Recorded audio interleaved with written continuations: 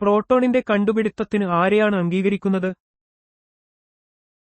E. Goldstein 1886, E. Rutherford 1919. 1886 ൽ യൂജിൻ Goldstein canal രശ്മികൾ കണ്ടെത്തിയതിലൂടെ പ്രോട്ടോണിന്റെ അടിസ്ഥാനപരമായ തെളിവുകൾ നൽകി. പിന്നീട് 1919 ൽ ഏണസ്റ്റ് റദർഫോർഡ് നൈട്രജൻ ആറ്റങ്ങളെ ആൽഫ കണികകൾ ഉപയോഗിച്ച് കൂട്ടിയിടിപ്പിച്ച് പ്രോട്ടോണിന്റെ നിലനിൽപ്പ് സ്ഥിരീകരിക്കുകയും അതിന് പ്രോട്ടോൺ എന്ന് പേര് നൽകുകയും ചെയ്തു. പ്രോട്ടോണുകൾക്ക് പോസിറ്റീവ് ചാർജാണുള്ളത്. ന്യൂട്രോൺ കണ്ടെത്തിയത് ആര്? James Chadwick. 1932 ൽ ജെയിംസ് ചാഡ്വിക്ക് ബെറിലിയം ആറ്റങ്ങളെ ആൽഫ കണികകൾ ഉപയോഗിച്ച് കൂട്ടിയിടിപ്പിച്ച് ന്യൂട്രോൺ കണ്ടെത്തി. ഈ കണ്ടുപിടുത്തം ആറ്റത്തിന്റെ ന്യൂക്ലിയർ ഘടനയെക്കുറിച്ചുള്ള നമ്മുടെ ധാരണയിൽ വിപ്ലവം സൃഷ്ടിച്ചു. കൂടാതെ അദ്ദേഹത്തിന് 1935 ൽ ഭൗതികശാസ്ത്ര നോബൽ സമ്മാനം ലഭിച്ചു. ന്യൂട്രോണുകൾക്ക് ചാർജ് ഇല്ല. ആറ്റത്തിന്റെ ന്യൂക്ലിയസിൽ ഉൾപ്പെടുന്ന ഉപ ആറ്റോമിക് കണികകൾ ഏവ? പ്രോട്ടോണുകളും ന്യൂട്രോണുകളും. ആറ്റത്തിന്റെ ന്യൂക്ലിയസ് പ്രോട്ടോണുകളും ന്യൂട്രോണുകളും ചേർന്നാണ് നിർമ്മിച്ചിരിക്കുന്നത്. പ്രോട്ടോണുകൾക്ക് പോസിറ്റീവ് ചാർജും ന്യൂട്രോണുകൾക്ക് ചാർജുമില്ല. ഈ കണികകളെ ഒരുമിച്ച് ന്യൂക്ലിയോണുകൾ എന്ന് വിളിക്കുന്നു. അവയാണ് ആറ്റത്തിന്റെ പിണ്ഡത്തിന്റെ ഭൂരിഭാഗവും നിർണ്ണയിക്കുന്നത്. ഒരു ആറ്റത്തിന്റെ ന്യൂക്ലിയസിന്റെ പോസിറ്റീവ് ചാർജിന് കാരണമായ സബാറ്റോമിക് കണിക ഏതാണ്? പ്രോട്ടോണുകൾ. പ്രോട്ടോണുകൾക്ക് പോസിറ്റീവ് ചാർജാണുള്ളത്. ഒരു ആറ്റത്തിന്റെ ന്യൂക്ലിയസ് പ്രോട്ടോണുകളും ന്യൂട്രോണുകളും ചേർന്നതാണ്. ന്യൂട്രോണുകൾക്ക് ചാർജില്ലാത്തതിനാൽ ന്യൂക്ലിയസിന്റെ മൊത്തത്തിലുള്ള പോസിറ്റീവ് ചാർജിന് പ്രോട്ടോണുകളാണ് കാരണം. ഒരു ആറ്റത്തിന്റെ ന്യൂക്ലിയസിനെക്കുറിച്ച് പറയുമ്പോൾ പ്രോട്ടോണുകളെയും ന്യൂട്രോണുകളെയും പൊതുവായി വിളിക്കുന്ന പേരെന്ത്? ന്യൂക്ലിയോണുകൾ. ഒരു ആറ്റത്തിന്റെ ന്യൂക്ലിയസിനുള്ളിൽ കാണപ്പെടുന്ന കണികകളെയാണ് ന്യൂക്ലിയോണുകൾ എന്ന് പറയുന്നത്. പ്രോട്ടോണുകളും ന്യൂട്രോണുകളും ഇതിൽ ഉൾപ്പെടുന്നു. അതിനാൽ ഈ രണ്ട് കണികകളെയും ചേർത്ത് ന്യൂക്ലിയോണുകൾ എന്ന് വിശേഷിപ്പിക്കുന്നു. ആറ്റങ്ങൾ വൈദ്യുതപരമായി നിർവീര്യമായിരിക്കുന്നത് എന്തുകൊണ്ട്? ഇലക്ട്രോണുകളുടെ എണ്ണം പ്രോട്ടോണുകളുടെ എണ്ണത്തിന് തുല്യമായതുകൊണ്ട്. ഒരു ആറ്റത്തിൽ പോസിറ്റീവ് ചാർജുള്ള പ്രോട്ടോണുകളുടെ എണ്ണവും നെഗറ്റീവ് ചാർജുള്ള ഇലക്ട്രോണുകളുടെ എണ്ണവും തുല്യമായിരിക്കും. ഇവയുടെ ചാർജുകൾ പരസ്പരം റദ്ദാക്കുന്നതിനാൽ ആറ്റം മൊത്തത്തിൽ വൈദ്യുതപരമായി നിർവീര്യമായി നിലകൊള്ളുന്നു. ഒരു ആറ്റത്തിന്റെ മാസ് നമ്പർ എങ്ങനെയാണ് നിർവചിക്കപ്പെടുന്നത്? ന്യൂക്ലിയസിലെ ആകെ പ്രോട്ടോണുകളുടെയും ന്യൂട്രോണുകളുടെയും എണ്ണത്തിന്റെ തുക. ഒരു ആറ്റത്തിന്റെ മാസ് നമ്പർ എന്നത് അതിന്റെ ന്യൂക്ലിയസിലുള്ള പ്രോട്ടോണുകളുടെയും ന്യൂട്രോണുകളുടെയും ആകെ എണ്ണമാണ്. ഇത് ആറ്റത്തിന്റെ ഭൂരിഭാഗം പിണ്ഡത്തെയും പ്രതിനിധീകരിക്കുന്നു. ഒരു മൂലകത്തിന്റെ അറ്റോമിക് നമ്പർ എന്തിനെയാണ് നിർവചിക്കുന്നത്? ഒരു ആറ്റത്തിന്റെ ന്യൂക്ലിയസിലെ പ്രോട്ടോണുകളുടെ എണ്ണം. ഒരു മൂലകത്തിന്റെ അറ്റോമിക് നമ്പർ Z എന്നത് അതിന്റെ ആറ്റത്തിലെ പ്രോട്ടോണുകളുടെ എണ്ണത്തെ സൂചിപ്പിക്കുന്നു. ഈ സംഖ്യ ഒരു മൂലകത്തെ മറ്റൊന്നിൽ നിന്ന് വേർതിരിക്കുന്നു. കൂടാതെ മൂലകത്തിന്റെ രാസപരമായ സവിശേഷതകൾ നിർണ്ണയിക്കുന്നതിൽ ഇത് നിർണായക പങ്ക് വഹിക്കുന്നു. അറ്റോമിക് മാസ് ഏകദേശം എന്തിനോടാണ് തുല്യം? അതിന്റെ മാസ് നമ്പർ, പ്രോട്ടോണുകളുടെയും ന്യൂട്രോണുകളുടെയും ആകെ തുക. ഒരു ആറ്റത്തിന്റെ അറ്റോമിക് മാസ് എന്നത് പ്രധാനമായും അതിന്റെ ന്യൂക്ലിയസിലെ പ്രോട്ടോണുകളുടെയും ന്യൂട്രോണുകളുടെയും ആകെ പിണ്ഡമാണ്. ഇലക്ട്രോണുകളുടെ പിണ്ഡം വളരെ ചെറുതായതിനാൽ അറ്റോമിക് മാസ് ഏകദേശം അതിന്റെ മാസ് നമ്പറിന് പ്രോട്ടോണുകളുടെയും ന്യൂട്രോണുകളുടെയും ആകെ എണ്ണം തുല്യമാണ്. ഐസോഡോപ്പുകൾ എന്നാൽ എന്ത്? ഒരേ അറ്റോമിക് നമ്പറും എന്നാൽ വ്യത്യസ്ത അറ്റോമിക് മാസുകളുമുള്ള ഒരേ മൂലകത്തിന്റെ ആറ്റങ്ങൾ ന്യൂട്രോണുകളുടെ എണ്ണത്തിലുള്ള വ്യത്യാസം കാരണം. ഐസോഡോപ്പുകൾ എന്നാൽ ഒരേ മൂലകത്തിന്റെ വ്യത്യസ്ത രൂപങ്ങളാണ്. അവയ്ക്ക് ഒരേ എണ്ണം പ്രോട്ടോണുകളും ഇലക്ട്രോണുകളും ഉണ്ടായിരിക്കുമെങ്കിലും ന്യൂട്രോണുകളുടെ എണ്ണത്തിൽ വ്യത്യാസമുള്ളതുകൊണ്ട് അവയുടെ മാസ് നമ്പറിൽ വ്യത്യാസം വരുന്നു. ഐസോഡോപ്പുകൾ കണ്ടെത്തിയത് ആര്? Frederick Soddy. ഐസോഡോപ്പുകൾ എന്ന ആശയം ആദ്യമായി അവതരിപ്പിക്കുകയും ഐസോടോപ്പ് എന്ന പദം ഉപയോഗിക്കുകയും ചെയ്തത് ബ്രിട്ടീഷ് രസതന്ത്രജ്ഞനായ ഫ്രെഡറിക് സോഡിയാണ്. അദ്ദേഹത്തിന്റെ ഈ കണ്ടെത്തൽ റേഡിയോ ആക്ടിവിറ്റിയെക്കുറിച്ചുള്ള പഠനങ്ങളിൽ വലിയ സ്വാധീനം ചെലുത്തി. ഏറ്റവും കൂടുതൽ ഐസോഡോപ്പുകളുള്ള മൂലകം ഏതാണ്? പൊളോണിയം. പൊളോണിയം എന്ന മൂലകത്തിന് ഏകദേശം 33 ഐസോഡോപ്പുകളുണ്ടെന്ന് കണക്കാക്കപ്പെടുന്നു. ഇത് മറ്റ് ഏതൊരു മൂലകത്തെക്കാളും കൂടുതലാണ്. ഈ ഐസോടോപ്പുകളിൽ ഭൂരിഭാഗവും റേഡിയോ ആക്റ്റീവാണ്. രസതന്ത്രത്തിൽ ഐസോബാറുകൾ എന്നാൽ എന്ത്?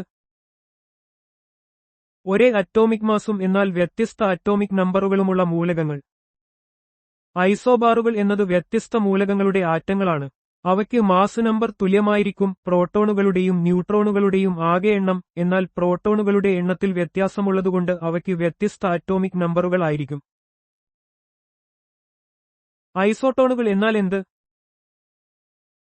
വ്യത്യസ്ത മൂലകങ്ങളുടെ ആറ്റങ്ങളാണ് ഐസോട്ടോണുകൾ. ഇവയുടെ ന്യൂക്ലിയസിൽ ഒരേ എണ്ണം ന്യൂട്രോണുകൾ ഉണ്ടായിരിക്കും, എന്നാൽ ആറ്റോമിക സംഖ്യയും ആറ്റോമിക ഭാരവും വ്യത്യസ്തമായിരിക്കും. ഐസോട്ടോണുകൾ എന്നത് ഒരേ എണ്ണം ന്യൂട്രോണുകളുള്ള, എന്നാൽ വ്യത്യസ്ത പ്രോട്ടോൺ സംഖ്യയും പിണ്ഡസംഖ്യയുമുള്ള ആറ്റങ്ങളെയാണ് സൂചിപ്പിക്കുന്നത്. ഉദാഹരണത്തിന് 14 6 പ്രോട്ടോൺ 8 ന്യൂട്രോൺ 16 8 പ്രോട്ടോൺ 8 ന്യൂട്രോൺ ഐസോട്ടോണുകളാണ്. കണികകൾ ഐസോഇലക്ട്രോണിക് ആണെന്ന് പറയുന്നതിന്റെ അർത്ഥമെന്ത്? ഒരേ എണ്ണം ഇലക്ട്രോണുകളുള്ള കണികകളെ തന്മാത്രകൾ, ആറ്റങ്ങൾ അല്ലെങ്കിൽ അയോണുകൾ ഐസോഇലക്ട്രോണിക് എന്ന് പറയുന്നു. ഐസോഇലക്ട്രോണിക് കണികകൾക്ക് ഒരേ എണ്ണം ഇലക്ട്രോണുകൾ ഉള്ളതുകൊണ്ട് അവയ്ക്ക് സമാനമായ ഇലക്ട്രോൺ കോൺഫിഗറേഷൻ ഉണ്ടാകാം. ഉദാഹരണത്തിന് O2 F Na+, Mg2+ എന്നിവയ്ക്കെല്ലാം 10 ഇലക്ട്രോണുകൾ വീതമുണ്ട്. അതിനാൽ അവ ഐസോഇലക്ട്രോണിക് ആണ്. ഐസോഡയാഫെയറുകൾ എന്നാൽ എന്ത്? ന്യൂട്രോണുകളുടെയും പ്രോട്ടോണുകളുടെയും എണ്ണങ്ങൾ തമ്മിലുള്ള വ്യത്യാസം തുല്യമായ ആറ്റോമിക സ്പീഷീസുകളാണ് ഐസോഡയാഫെയറുകൾ. ഐസോഡയാഫെയറുകൾ എന്നതുകൊണ്ട് അർത്ഥമാക്കുന്നത് അവയുടെ ന്യൂട്രോൺ സംഖ്യയും പ്രോട്ടോൺ സംഖ്യയും തമ്മിലുള്ള വ്യത്യാസം ഒരേപോലെയായിരിക്കും എന്നതാണ്. സാധാരണയായി ആൽഫ ക്ഷയത്തിന് വിധേയമാകുന്ന ആറ്റങ്ങളിൽ ഇവ കാണപ്പെടുന്നു. അവിടെ മാസ് നമ്പർ 4 ആറ്റോമിക സംഖ്യ 2 കുറയുന്നു. രസതന്ത്രത്തിൽ ഐസോസ്ഫിയറുകൾ എന്നാൽ എന്ത്? ഒരേ എണ്ണം ആറ്റങ്ങളും ഒരേ എണ്ണം വാലൻസ് ഇലക്ട്രോണുകളുമുള്ള തന്മാത്രകളോ അയോണുകളോ ആണ് ഐസോസ്ഫിയറുകൾ. ഐസോസ്ഫിയറുകൾക്ക് സമാനമായ തന്മാത്രാ ഘടനയും ഭൗതിക രാസഗുണങ്ങളും ഉണ്ടാകാൻ സാധ്യതയുണ്ട്. ഉദാഹരണത്തിന് കാർബൺ മോണോക്സൈഡ്, നൈട്രജൻ N2 ഐസോസ്ഫിയറുകളാണ്, കാരണം അവയ്ക്ക് ഒരേ എണ്ണം ആറ്റങ്ങളും വാലൻസ് ഇലക്ട്രോണുകളും ഉണ്ട്. കണികകൾ ഐസോപ്രോട്ടോണിക് ആണെന്ന് പറയുന്നതിന്റെ അർത്ഥമെന്ത്? ഒരേ മൂലകത്തിന്റെ ആറ്റങ്ങൾ, ആനയോണുകൾ, കാറ്റയോണുകൾ എന്നിവയ്ക്ക് ഒരേ എണ്ണം പ്രോട്ടോണുകളുണ്ടെങ്കിൽ അവയെ ഐസോപ്രോട്ടോണിക് എന്ന് പറയുന്നു. ഐസോപ്രോട്ടോണിക് കണികകൾക്ക് ഒരേ ആറ്റോമിക സംഖ്യ Z ആയിരിക്കും, അതായത് അവയെല്ലാം ഒരേ മൂലകത്തിന്റെ വിവിധ രൂപങ്ങളാണ്. ഒരു മൂലകത്തിന്റെ എല്ലാ ഐസോട്ടോപ്പുകളും അയോണുകളും ഐസോപ്രോട്ടോണിക് ആയിരിക്കും, കാരണം അവയിലെ പ്രോട്ടോണുകളുടെ എണ്ണം മാറുകയില്ല. ഒരു വൈദ്യുതകാന്തിക തരംഗത്തിന്റെ പ്രകാശത്തിന്റെ വേഗത c, ആവൃത്തി f, തരംഗദൈർഘ്യം λ എന്നിവ തമ്മിലുള്ള ബന്ധമെന്ത്? c f λ. പ്രകാശത്തിന്റെ വേഗത എന്നത് ആവൃത്തിയെ തരംഗദൈർഘ്യം കൊണ്ട് ഗുണിക്കുന്നതിന് തുല്യമാണ്. ഈ സമവാക്യം പ്രകാശത്തിന്റെയും മറ്റു വൈദ്യുതകാന്തിക തരംഗങ്ങളെയും കുറിച്ചുള്ള അടിസ്ഥാന തത്വങ്ങളിലൊന്നാണ്. ശൂന്യതയിൽ പ്രകാശത്തിന്റെ വേഗത സ്ഥിരമാണ്, ഏകദേശം സെക്കൻഡിൽ 3·8 മീറ്റർ. ഒരു തരംഗത്തിന്റെ ആവൃത്തി കൂടുകയാണെങ്കിൽ അതിന്റെ തരംഗദൈർഘ്യം കുറയുന്നു, തിരിച്ചും. ക്വാണ്ടം സംഖ്യകൾ എന്നാൽ എന്താണ്? പ്രിൻസിപ്പൽ ക്വാണ്ടം സംഖ്യ n എന്തിനെയാണ് സൂചിപ്പിക്കുന്നത്? ഒരു ഇലക്ട്രോണിന്റെ സ്ഥാനം, സ്വഭാവം, ഊർജ്ജം എന്നിവ നിർണ്ണയിക്കാൻ ആവശ്യമായ മൂല്യങ്ങളാണ് ക്വാണ്ടം സംഖ്യകൾ. പ്രിൻസിപ്പൽ ക്വാണ്ടം സംഖ്യ n ഒരു ആറ്റത്തിലെ ഇലക്ട്രോൺ ഷെല്ലിനെയോ ഊർജ്ജനിലയെയോ വിവരിക്കുന്നു. ഓരോ ഇലക്ട്രോണിനും അതിന്റേതായ ഒരു കൂട്ടം ക്വാണ്ടം സംഖ്യകളുണ്ട്, ഇത് അതിന്റെ സവിശേഷമായ വിലാസം നൽകുന്നു. പ്രിൻസിപ്പൽ ക്വാണ്ടം സംഖ്യ n ഇലക്ട്രോൺ കാണപ്പെടുന്ന ഷെല്ലിന്റെ വലുപ്പത്തെയും ഊർജ്ജത്തെയും നിർണ്ണയിക്കുന്നു.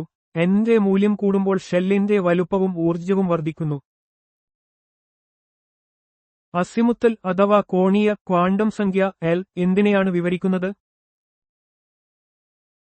അസിമുത്തൽ ക്വാണ്ടം സംഖ്യ L ഇലക്ട്രോൺ ഓർബിറ്റലിന്റെ ഉപഷെല്ലിനെയോ ആകൃതിയെയോ വിവരിക്കുന്നു. അസിമുത്തൽ ക്വാണ്ടം സംഖ്യ L ഓരോ ഷെല്ലിലുമുള്ള ഉപഷെല്ലുകളുടെ എണ്ണം സൂചിപ്പിക്കുന്നു, കൂടാതെ ഇലക്ട്രോൺ ഓർബിറ്റലുകളുടെ ആകൃതിയും നിർണ്ണയിക്കുന്നു. L-ന്റെ മൂല്യങ്ങൾ 0, 1, 2, 3 എന്നിവ യഥാക്രമം S, P, D, F ഉപഷെല്ലുകളെ സൂചിപ്പിക്കുന്നു, അവയ്ക്ക് വ്യത്യസ്ത ആകൃതികളുണ്ട്. മാഗ്നറ്റിക് ക്വാണ്ടം സംഖ്യ M എന്തിനെയാണ് വിവരിക്കുന്നത്? മാഗ്നറ്റിക് ക്വാണ്ടം സംഖ്യ എം ഒരു ഓർബിറ്റലിന്റെ ബഹിരാകാശത്തിലെ ദിശാവിന്യാസത്തെയും ഒരു ഉപഷെല്ലിൽ ലഭ്യമായ ഊർജ്ജനിലകളെയും വിവരിക്കുന്നു. മാഗ്നറ്റിക് ക്വാണ്ടം സംഖ്യ എം ഒരു ഉപഷെല്ലിലെ ഓർബിറ്റലുകളുടെ എണ്ണവും അവയുടെ ദിശാവിന്യാസവും നിർണ്ണയിക്കുന്നു. ഇത് സീമാൻ ഇഫക്റ്റ് പോലുള്ള ബാഹ്യ കാന്തികക്ഷേത്രങ്ങളുടെ സ്വാധീനത്തിൽ ഓർബിറ്റലുകൾ എങ്ങനെ വ്യതിചലിക്കുന്നു എന്നും വിശദീകരിക്കുന്നു. സ്പിൻ ക്വാണ്ടം സംഖ്യ എസ് എന്തിനെയാണ് പ്രതിനിധീകരിക്കുന്നത്? സ്പിൻ ക്വാണ്ടം സംഖ്യ എസ് ഒരു ഇലക്ട്രോണിന്റെ ആന്തരിക കോണീയ ആക്കത്തെ ഇൻട്രൻസിക് ആംഗുലർ മൊമെന്റം വിവരിക്കുന്നു. ഇത് അതിന്റെ സ്പിൻ എന്നറിയപ്പെടുന്നു. സ്പിൻ ക്വാണ്ടം സംഖ്യയ്ക്ക് രണ്ട് മൂല്യങ്ങൾ മാത്രമേയുള്ളൂ, +1, 2 അല്ലെങ്കിൽ -1/2. ഇത് ഇലക്ട്രോണിന്റെ രണ്ട് വ്യത്യസ്ത സ്പിൻ അവസ്ഥകളെ സൂചിപ്പിക്കുന്നു. പൗളിസ് എക്സ്ക്ലൂഷൻ തത്വമനുസരിച്ച് ഒരു ആറ്റത്തിലെ ഒരേ ഓർബിറ്റലിൽ രണ്ട് ഇലക്ട്രോണുകൾക്ക് വിപരീത സ്പിന്നുകൾ ഉണ്ടായിരിക്കണം. എന്താണ് റേഡിയോ ആക്ടിവിറ്റി? റേഡിയോ ആക്ടിവിറ്റി എന്നത് ചിലതരം ആറ്റങ്ങളുടെയും ഐസോടോപ്പുകളുടെയും ന്യൂക്ലിയസുകൾക്ക് സംഭവിക്കുന്ന വിഘടനത്തിലൂടെ ഊർജ്ജം പുറത്തുവിടുന്ന പ്രതിഭാസമാണ്. റേഡിയോ ആക്ടിവിറ്റി എന്നത് അസ്ഥിരമായ ആറ്റങ്ങളുടെ ന്യൂക്ലിയസുകൾ സ്വയം വിഘടിച്ച് ഊർജ്ജം പുറത്തുവിടുന്ന പ്രക്രിയയാണ്. ഇത് പ്രകൃതിയിലുണ്ടാകുന്ന ഒരു പ്രതിഭാസമാണ്, കൂടാതെ വൈദ്യശാസ്ത്രത്തിലും വ്യവസായങ്ങളിലും ഇതിന് വലിയ പ്രാധാന്യമുണ്ട്. മനുഷ്യർക്ക് അയണീകരിക്കുന്ന വികിരണങ്ങളുടെ ഏറ്റവും വലിയ പ്രകൃതിദത്ത ഉറവിടം ഏതാണ്? അന്തരീക്ഷത്തിലെ സ്വാഭാവികമായി കാണപ്പെടുന്ന റേഡോൺ. റേഡോൺ എന്നത് യുറേനിയം പോലുള്ള മൂലകങ്ങളുടെ റേഡിയോ ആക്റ്റീവ് ശിഥിലീകരണത്തിലൂടെ ഉണ്ടാകുന്ന ഒരു നിറമില്ലാത്തതും മണമില്ലാത്തതുമായ വാതകമാണ്. കെട്ടിടങ്ങൾക്കുള്ളിൽ ഇത് അടിഞ്ഞുകൂടുന്നത് ആരോഗ്യപരമായ പ്രശ്നങ്ങൾക്ക് കാരണമാകാം. ഭൂമിയുടെ ഭൗമശാസ്ത്രത്തിൽ സ്വാഭാവികമായി സംഭവിക്കുന്ന റേഡിയോ ആക്ടിവിറ്റിയുടെ പങ്ക് എന്താണ്? സ്വാഭാവികമായി സംഭവിക്കുന്ന റേഡിയോ ആക്ടിവിറ്റിയിൽ നിന്നുള്ള ചൂട് ഭൂമിയുടെ കാമ്പ് തണുത്തുറയുന്നത് തടയുകയും ഭൗമശാസ്ത്രപരമായ പ്രക്രിയകളെ മുന്നോട്ട് നയിക്കുകയും ചെയ്യുന്നു. ഭൂമിയുടെ ഉള്ളിലുള്ള ചില റേഡിയോ ആക്റ്റീവ് മൂലകങ്ങളുടെ ഉദാഹരണത്തിന് യുറേനിയം, തോറിയം, പൊട്ടാസ്യം വിഘടനമാണ് ഭൂമിയുടെ കാമ്പിനെ ചൂടാക്കുന്നത്. ഈ താപമാണ് ഭൂമിയുടെ ഉൾഭാഗത്ത് സംവഹന പ്രവാഹങ്ങൾ ഉണ്ടാക്കാനും പ്ലേറ്റ് ടെക്ടോണിക്സ് പോലുള്ള ഭൗമശാസ്ത്രപരമായ പ്രക്രിയകളെ നയിക്കാനും സഹായിക്കുന്നത്. റേഡിയോ ആക്ടിവിറ്റി കണ്ടെത്തിയത് ആരാണ്? Henri Becquerel. 1896 ഫ്രഞ്ച് ഭൗതികശാസ്ത്രജ്ഞനായ ഹെൻറി ബെക്കറലാണ് റേഡിയോ ആക്ടിവിറ്റി യാദൃശ്ചികമായി കണ്ടെത്തിയത്. യുറേനിയം ലവണങ്ങൾ പ്രകാശമില്ലാതെ ഫോട്ടോപ്ലേറ്റുകളെ സ്വാധീനിക്കുന്നത് അദ്ദേഹം നിരീക്ഷിക്കുകയായിരുന്നു. ഈ കണ്ടുപിടുത്തത്തിന് അദ്ദേഹത്തിന് നോബൽ സമ്മാനം ലഭിച്ചു. റേഡിയോ ആക്ടിവിറ്റി എന്ന പദം ആദ്യമായി ഉപയോഗിച്ചത് ആരാണ്? Marie Curie. റേഡിയം, പൊളോണിയം എന്നീ മൂലകങ്ങൾ കണ്ടെത്തിയ പോളിഷ് ഫ്രഞ്ച് ഭൗതികശാസ്ത്രജ്ഞയും രസതന്ത്രജ്ഞയുമായ മേരി ക്യൂറിയാണ് റേഡിയോ ആക്ടിവിറ്റി എന്ന പദം ആദ്യമായി ഉപയോഗിച്ചത്. ഈ മേഖലയിലെ സംഭാവനകൾക്ക് അവർക്ക് നോബൽ സമ്മാനം ലഭിച്ചിട്ടുണ്ട്. ആൽഫ കിരണങ്ങളുടെ സ്വഭാവം എന്താണ്? ആൽഫ കിരണങ്ങൾ ഹീലിയം ആറ്റങ്ങളുടെ ന്യൂക്ലിയസുകളാണ്. അവയിൽ 2 പ്രോട്ടോണുകളും 2 ന്യൂട്രോണുകളും അടങ്ങിയിരിക്കുന്നു, കൂടാതെ +2e എന്ന പോസിറ്റീവ് ചാർജും വഹിക്കുന്നു. ആൽഫ കിരണങ്ങൾ ഹീലിയം ന്യൂക്ലിയസുകൾക്ക് തുല്യമായ പോസിറ്റീവ് ചാർജുള്ള കണങ്ങളാണ്. ഉയർന്ന ഊർജ്ജമുണ്ടെങ്കിലും അവയ്ക്ക് തുളച്ചുകയറാനുള്ള കഴിവ് കുറവാണ്, കൂടാതെ പേപ്പർ പോലുള്ള നേരിയ വസ്തുക്കളാൽ പോലും തടയാൻ കഴിയും. ബീറ്റ കിരണങ്ങളുടെ സ്വഭാവം എന്താണ്? ബീറ്റ കിരണങ്ങൾ ഉയർന്ന ഊർജ്ജമുള്ള ഇലക്ട്രോണുകളോ അല്ലെങ്കിൽ പോസിട്രോണുകളോ ആണ്. അവയ്ക്ക് -1e എന്ന നെഗറ്റീവ് ചാർജോ +1e എന്ന പോസിറ്റീവ് ചാർജോ ഉണ്ടാകാം. ബീറ്റ കിരണങ്ങൾ ഇലക്ട്രോണുകളോ പോസിട്രോണുകളോ ആകാം. അവയ്ക്ക് ആൽഫ കിരണങ്ങളെക്കാൾ കൂടുതൽ തുളച്ചുകയറാനുള്ള കഴിവുണ്ട്. നേരിയ അലുമിനിയം ഷീറ്റുകൾക്ക് അവയെ തടയാൻ കഴിയും. ഗാമ കിരണങ്ങളുടെ സ്വഭാവം എന്താണ്? ഗാമ കിരണങ്ങൾ പിണ്ഡമോ ചാർജോ ഇല്ലാത്ത ഉയർന്ന ഊർജ്ജമുള്ള വൈദ്യുതകാന്തിക വികിരണങ്ങളാണ്, ഫോട്ടോണുകൾ. ഗാമ കിരണങ്ങൾ വൈദ്യുതകാന്തിക സ്പെക്ട്രത്തിലെ ഏറ്റവും ഉയർന്ന ഊർജ്ജമുള്ള ഭാഗമാണ്. അവയ്ക്ക് പിണ്ഡമോ ചാർജോ ഇല്ലാത്തതിനാൽ എല്ലാ റേഡിയോ ആക്റ്റീവ് വികിരണങ്ങളിലും ഏറ്റവും ഉയർന്ന തുളച്ചുകയറാനുള്ള കഴിവുണ്ട്. കട്ടിയുള്ള ഈയവും കോൺക്രീറ്റും ഉപയോഗിച്ച് മാത്രമേ അവയെ തടയാൻ കഴിയൂ. ഏതുതരം റേഡിയോ ആക്ടിവിറ്റിയാണ് പ്രകാശത്തിന്റെ വേഗതയിൽ സഞ്ചരിക്കുന്നത്? ഗാമ കിരണങ്ങൾ. ഗാമ കിരണങ്ങൾ ഫോട്ടോണുകളടങ്ങിയ വൈദ്യുതകാന്തിക തരംഗങ്ങളായതിനാൽ അവ ശൂന്യതയിൽ പ്രകാശത്തിന്റെ വേഗതയിൽ സഞ്ചരിക്കുന്നു. അവയ്ക്ക് പിണ്ഡമോ ചാർജോ ഇല്ലാത്തതിനാൽ മറ്റ് കിരണങ്ങളെക്കാൾ വേഗത കൂടുതലാണ്. Alpha, alpha, beta, beta, gamma, gamma കിരണങ്ങളെ അവയുടെ തുളച്ചുകയറാനുള്ള കഴിവ് വർദ്ധിക്കുന്ന ക്രമത്തിൽ രേഖപ്പെടുത്തുക. ആൽഫ, ആൽഫ കുറവ് ബീറ്റ, ബീറ്റ കുറവ് ഗാമ, ഗാമ. റേഡിയോ ആക്റ്റീവ് വികിരണങ്ങളിൽ ആൽഫ കിരണങ്ങൾക്കാണ് ഏറ്റവും കുറഞ്ഞ തുളച്ചുകയറാനുള്ള കഴിവ്, അതിനുശേഷം ബീറ്റ കിരണങ്ങൾ. ഗാമ കിരണങ്ങൾക്കാണ് ഏറ്റവും കൂടുതൽ തുളച്ചുകയറാനുള്ള കഴിവ്, അവയ്ക്ക് കട്ടിയുള്ള വസ്തുക്കളിലൂടെ പോലും കടന്നുപോകാൻ കഴിയും. ആൽഫ, ബീറ്റ, ഗാമ എന്നീ വികിരണങ്ങളിൽ ഏതിനാണ് ഏറ്റവും ഉയർന്ന അയണീകരണശേഷി? ആൽഫ, ആൽഫ രശ്മികൾക്ക്. ആൽഫ രശ്മികൾക്ക് ഉയർന്ന പിണ്ഡവും ചാർജും ഉള്ളതിനാൽ ഒരു മാധ്യമത്തിലൂടെ കടന്നുപോകുമ്പോൾ അവയ്ക്ക് ഉയർന്ന അയണീകരണ ശേഷിയുണ്ട്. ഇത് അവയുടെ ഊർജ്ജം അതിവേഗം നഷ്ടപ്പെടുത്താൻ കാരണമാകുന്നു, തന്മൂലം അവയുടെ കടന്നുപോകാനുള്ള ശേഷി കുറവാണ്. ഒരു വൈദ്യുത അല്ലെങ്കിൽ കാന്തിക മണ്ഡലത്തിൽ ആൽഫ, ബീറ്റ, ഗാമ രശ്മികൾ എങ്ങനെയാണ് പെരുമാറുന്നത്? ആൽഫ രശ്മികൾ നെഗറ്റീവ് പ്ലേറ്റിലേക്കും ബീറ്റ രശ്മികൾ പോസിറ്റീവ് പ്ലേറ്റിലേക്കും വ്യതിചലിക്കുന്നു. ഗാമ രശ്മികൾക്ക് വ്യതിചലനം സംഭവിക്കുന്നില്ല. ആൽഫ രശ്മികൾക്ക് പോസിറ്റീവ് ചാർജും ബീറ്റ രശ്മികൾക്ക് നെഗറ്റീവ് ചാർജും ഉള്ളതുകൊണ്ടാണ് അവ വൈദ്യുത മണ്ഡലത്തിൽ എതിർ ചാർജുള്ള പ്ലേറ്റുകളിലേക്ക് വ്യതിചലിക്കുന്നത്. ഗാമ രശ്മികൾക്ക് ചാർജ് ഇല്ലാത്തതിനാൽ അവയ്ക്ക് വ്യതിചലനം സംഭവിക്കുന്നില്ല. ഏത് തരം വികിരണമാണ് ഒരു ഫോട്ടോഗ്രാഫിക് പ്ലേറ്റിൽ ഏറ്റവും കൂടുതൽ കറുപ്പ് ഉണ്ടാക്കുന്നത്? ആൽഫ, ആൽഫ രശ്മികൾ. ആൽഫ രശ്മികൾക്ക് ഉയർന്ന അയണീകരണ ശേഷിയുള്ളതിനാൽ അവ ഫോട്ടോഗ്രാഫിക് പ്ലേറ്റിലെ സിൽവർ ഹാലൈഡ് തന്മാത്രകളെ കൂടുതൽ ഫലപ്രദമായി അയണീകരിക്കുകയും അതുവഴി കൂടുതൽ കറുപ്പ് ഉണ്ടാക്കുകയും ചെയ്യുന്നു. ബ്രിട്ടീഷ് ഇന്ത്യയിൽ ശിശുവധം നിരോധിക്കുന്നതിനുള്ള നിയമങ്ങൾ എപ്പോഴാണ് അവതരിപ്പിച്ചത്? 1795, 1804 ആഡ്. ശിശുവധം നിരോധിക്കുന്നതിനുള്ള നിയമങ്ങൾ ബ്രിട്ടീഷ് ഇന്ത്യയിൽ 1795-ലും 1804-ലും പ്രാബല്യത്തിൽ വന്നു. ഇത് അക്കാലത്തെ സാമൂഹിക ദുരാചാരങ്ങൾക്കെതിരെയുള്ള ആദ്യകാല നിയമനിർമ്മാണ ശ്രമങ്ങളെ സൂചിപ്പിക്കുന്നു. സിന്ധു നാഗരികത പ്രധാനമായും ഏതുതരം നാഗരികതയായിരുന്നു? നഗര കേന്ദ്രീകൃതം, അർബൻ. സിന്ധു നാഗരികതയുടെ ഏറ്റവും പ്രധാനപ്പെട്ട സവിശേഷതകളിലൊന്ന് അതിന്റെ നഗര സ്വഭാവമാണ്. ആസൂത്രിത നഗരങ്ങൾ, മികച്ച ഡ്രെയിനേജ് സംവിധാനങ്ങൾ, പൊതുകെട്ടിടങ്ങൾ എന്നിവ ഈ നാഗരികതയുടെ നഗരവൽക്കരണത്തെ എടുത്തുകാണിക്കുന്നു. സിന്ധു നാഗരികതയുടെ ഭൂമിശാസ്ത്രപരമായ ആകൃതി എന്തായിരുന്നു? ത്രികോണാകൃതി. സിന്ധു നാഗരികതയുടെ മൊത്തത്തിലുള്ള ഭൂമിശാസ്ത്രപരമായ വ്യാപ്തി ഒരു ത്രികോണത്തിന്റെ രൂപത്തിലായിരുന്നു. ഇത് പാകിസ്ഥാൻ, അഫ്ഗാനിസ്ഥാൻ, വടക്കുപടിഞ്ഞാറൻ ഇന്ത്യ എന്നിവിടങ്ങളിലായി വ്യാപിച്ചു കിടക്കുന്നു.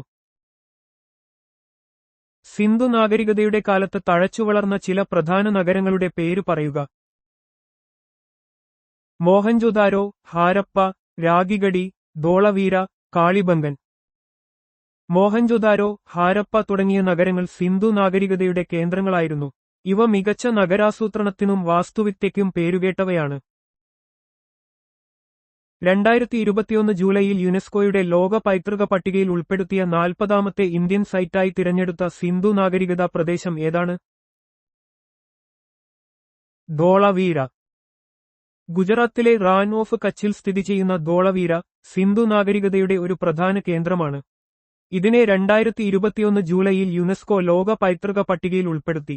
ഇത് ഇന്ത്യയിലെ 40 സ്വരചിഹ്നം ആമത്തെയും ഗുജറാത്തിലെ 4ാമത്തെയും ലോക പൈതൃക സൈറ്റാണ്.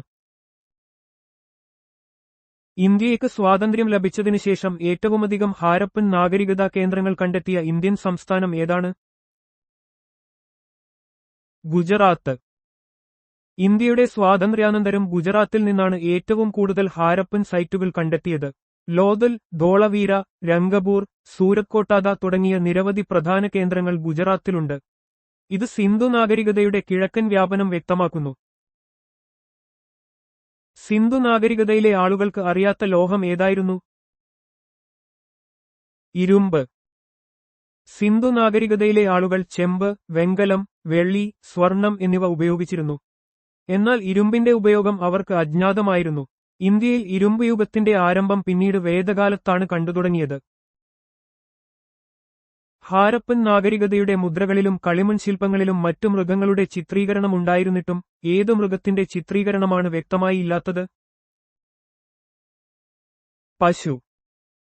ഹാരപ്പൻ നാഗരികതയുടെ മുദ്രകളിലും ശില്പങ്ങളിലും കാള, ആട്, ആന, കണ്ടാമൃഗം, കടുവ തുടങ്ങിയ നിരവധി മൃഗങ്ങളെ ചിത്രീകരിച്ചിട്ടുണ്ട്. എന്നാൽ പശുവിന്റെ ചിത്രം ഈ അവശിഷ്ടങ്ങളിൽ കാണാനില്ല എന്നത് ശ്രദ്ധേയമാണ്. ലോഥലിൽ നടത്തിയ ഖനനത്തിൽ കണ്ടെത്തിയ ഒരു കപ്പൽശാലയായി പലപ്പോഴും വ്യാഖ്യാനിക്കപ്പെടുന്ന പ്രധാനപ്പെട്ട ഘടനാപരമായ തെളിവ് എന്താണ്? ഗോഡിവട കപ്പൽശാല തുറമുഖം. ഗുജറാത്തിലെ ലോഥലിൽ കണ്ടെത്തിയ ഗോഡിവട സിന്ധു നാഗരികതയുടെ ഒരു പ്രധാന കപ്പൽശാലയായിരുന്നു എന്ന് വിശ്വസിക്കപ്പെടുന്നു. ഇത് സിന്ധു ജനതയുടെ സമുദ്ര വ്യാപാര ബന്ധങ്ങളെയും തുറമുഖ സൗകര്യങ്ങളെയും കുറിച്ച് സൂചിപ്പിക്കുന്നു. ഹരിയാനയിലെ ഏത് ഹാരപ്പൻ സൈറ്റിൽ നിന്നാണ് ഒരു കലപ്പയുടെ മാതൃക കണ്ടെത്തിയത്? ബനാവലി.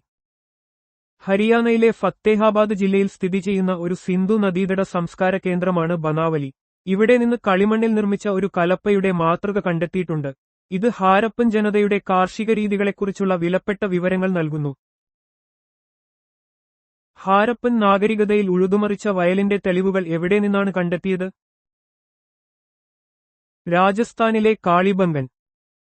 രാജസ്ഥാനിലെ കാളിബംഗനിൽ നിന്നാണ് ഉഴുവന്ന നിലത്തിന്റെ ഏറ്റവും പഴക്കമുള്ള തെളിവുകൾ കണ്ടെത്തിയത്.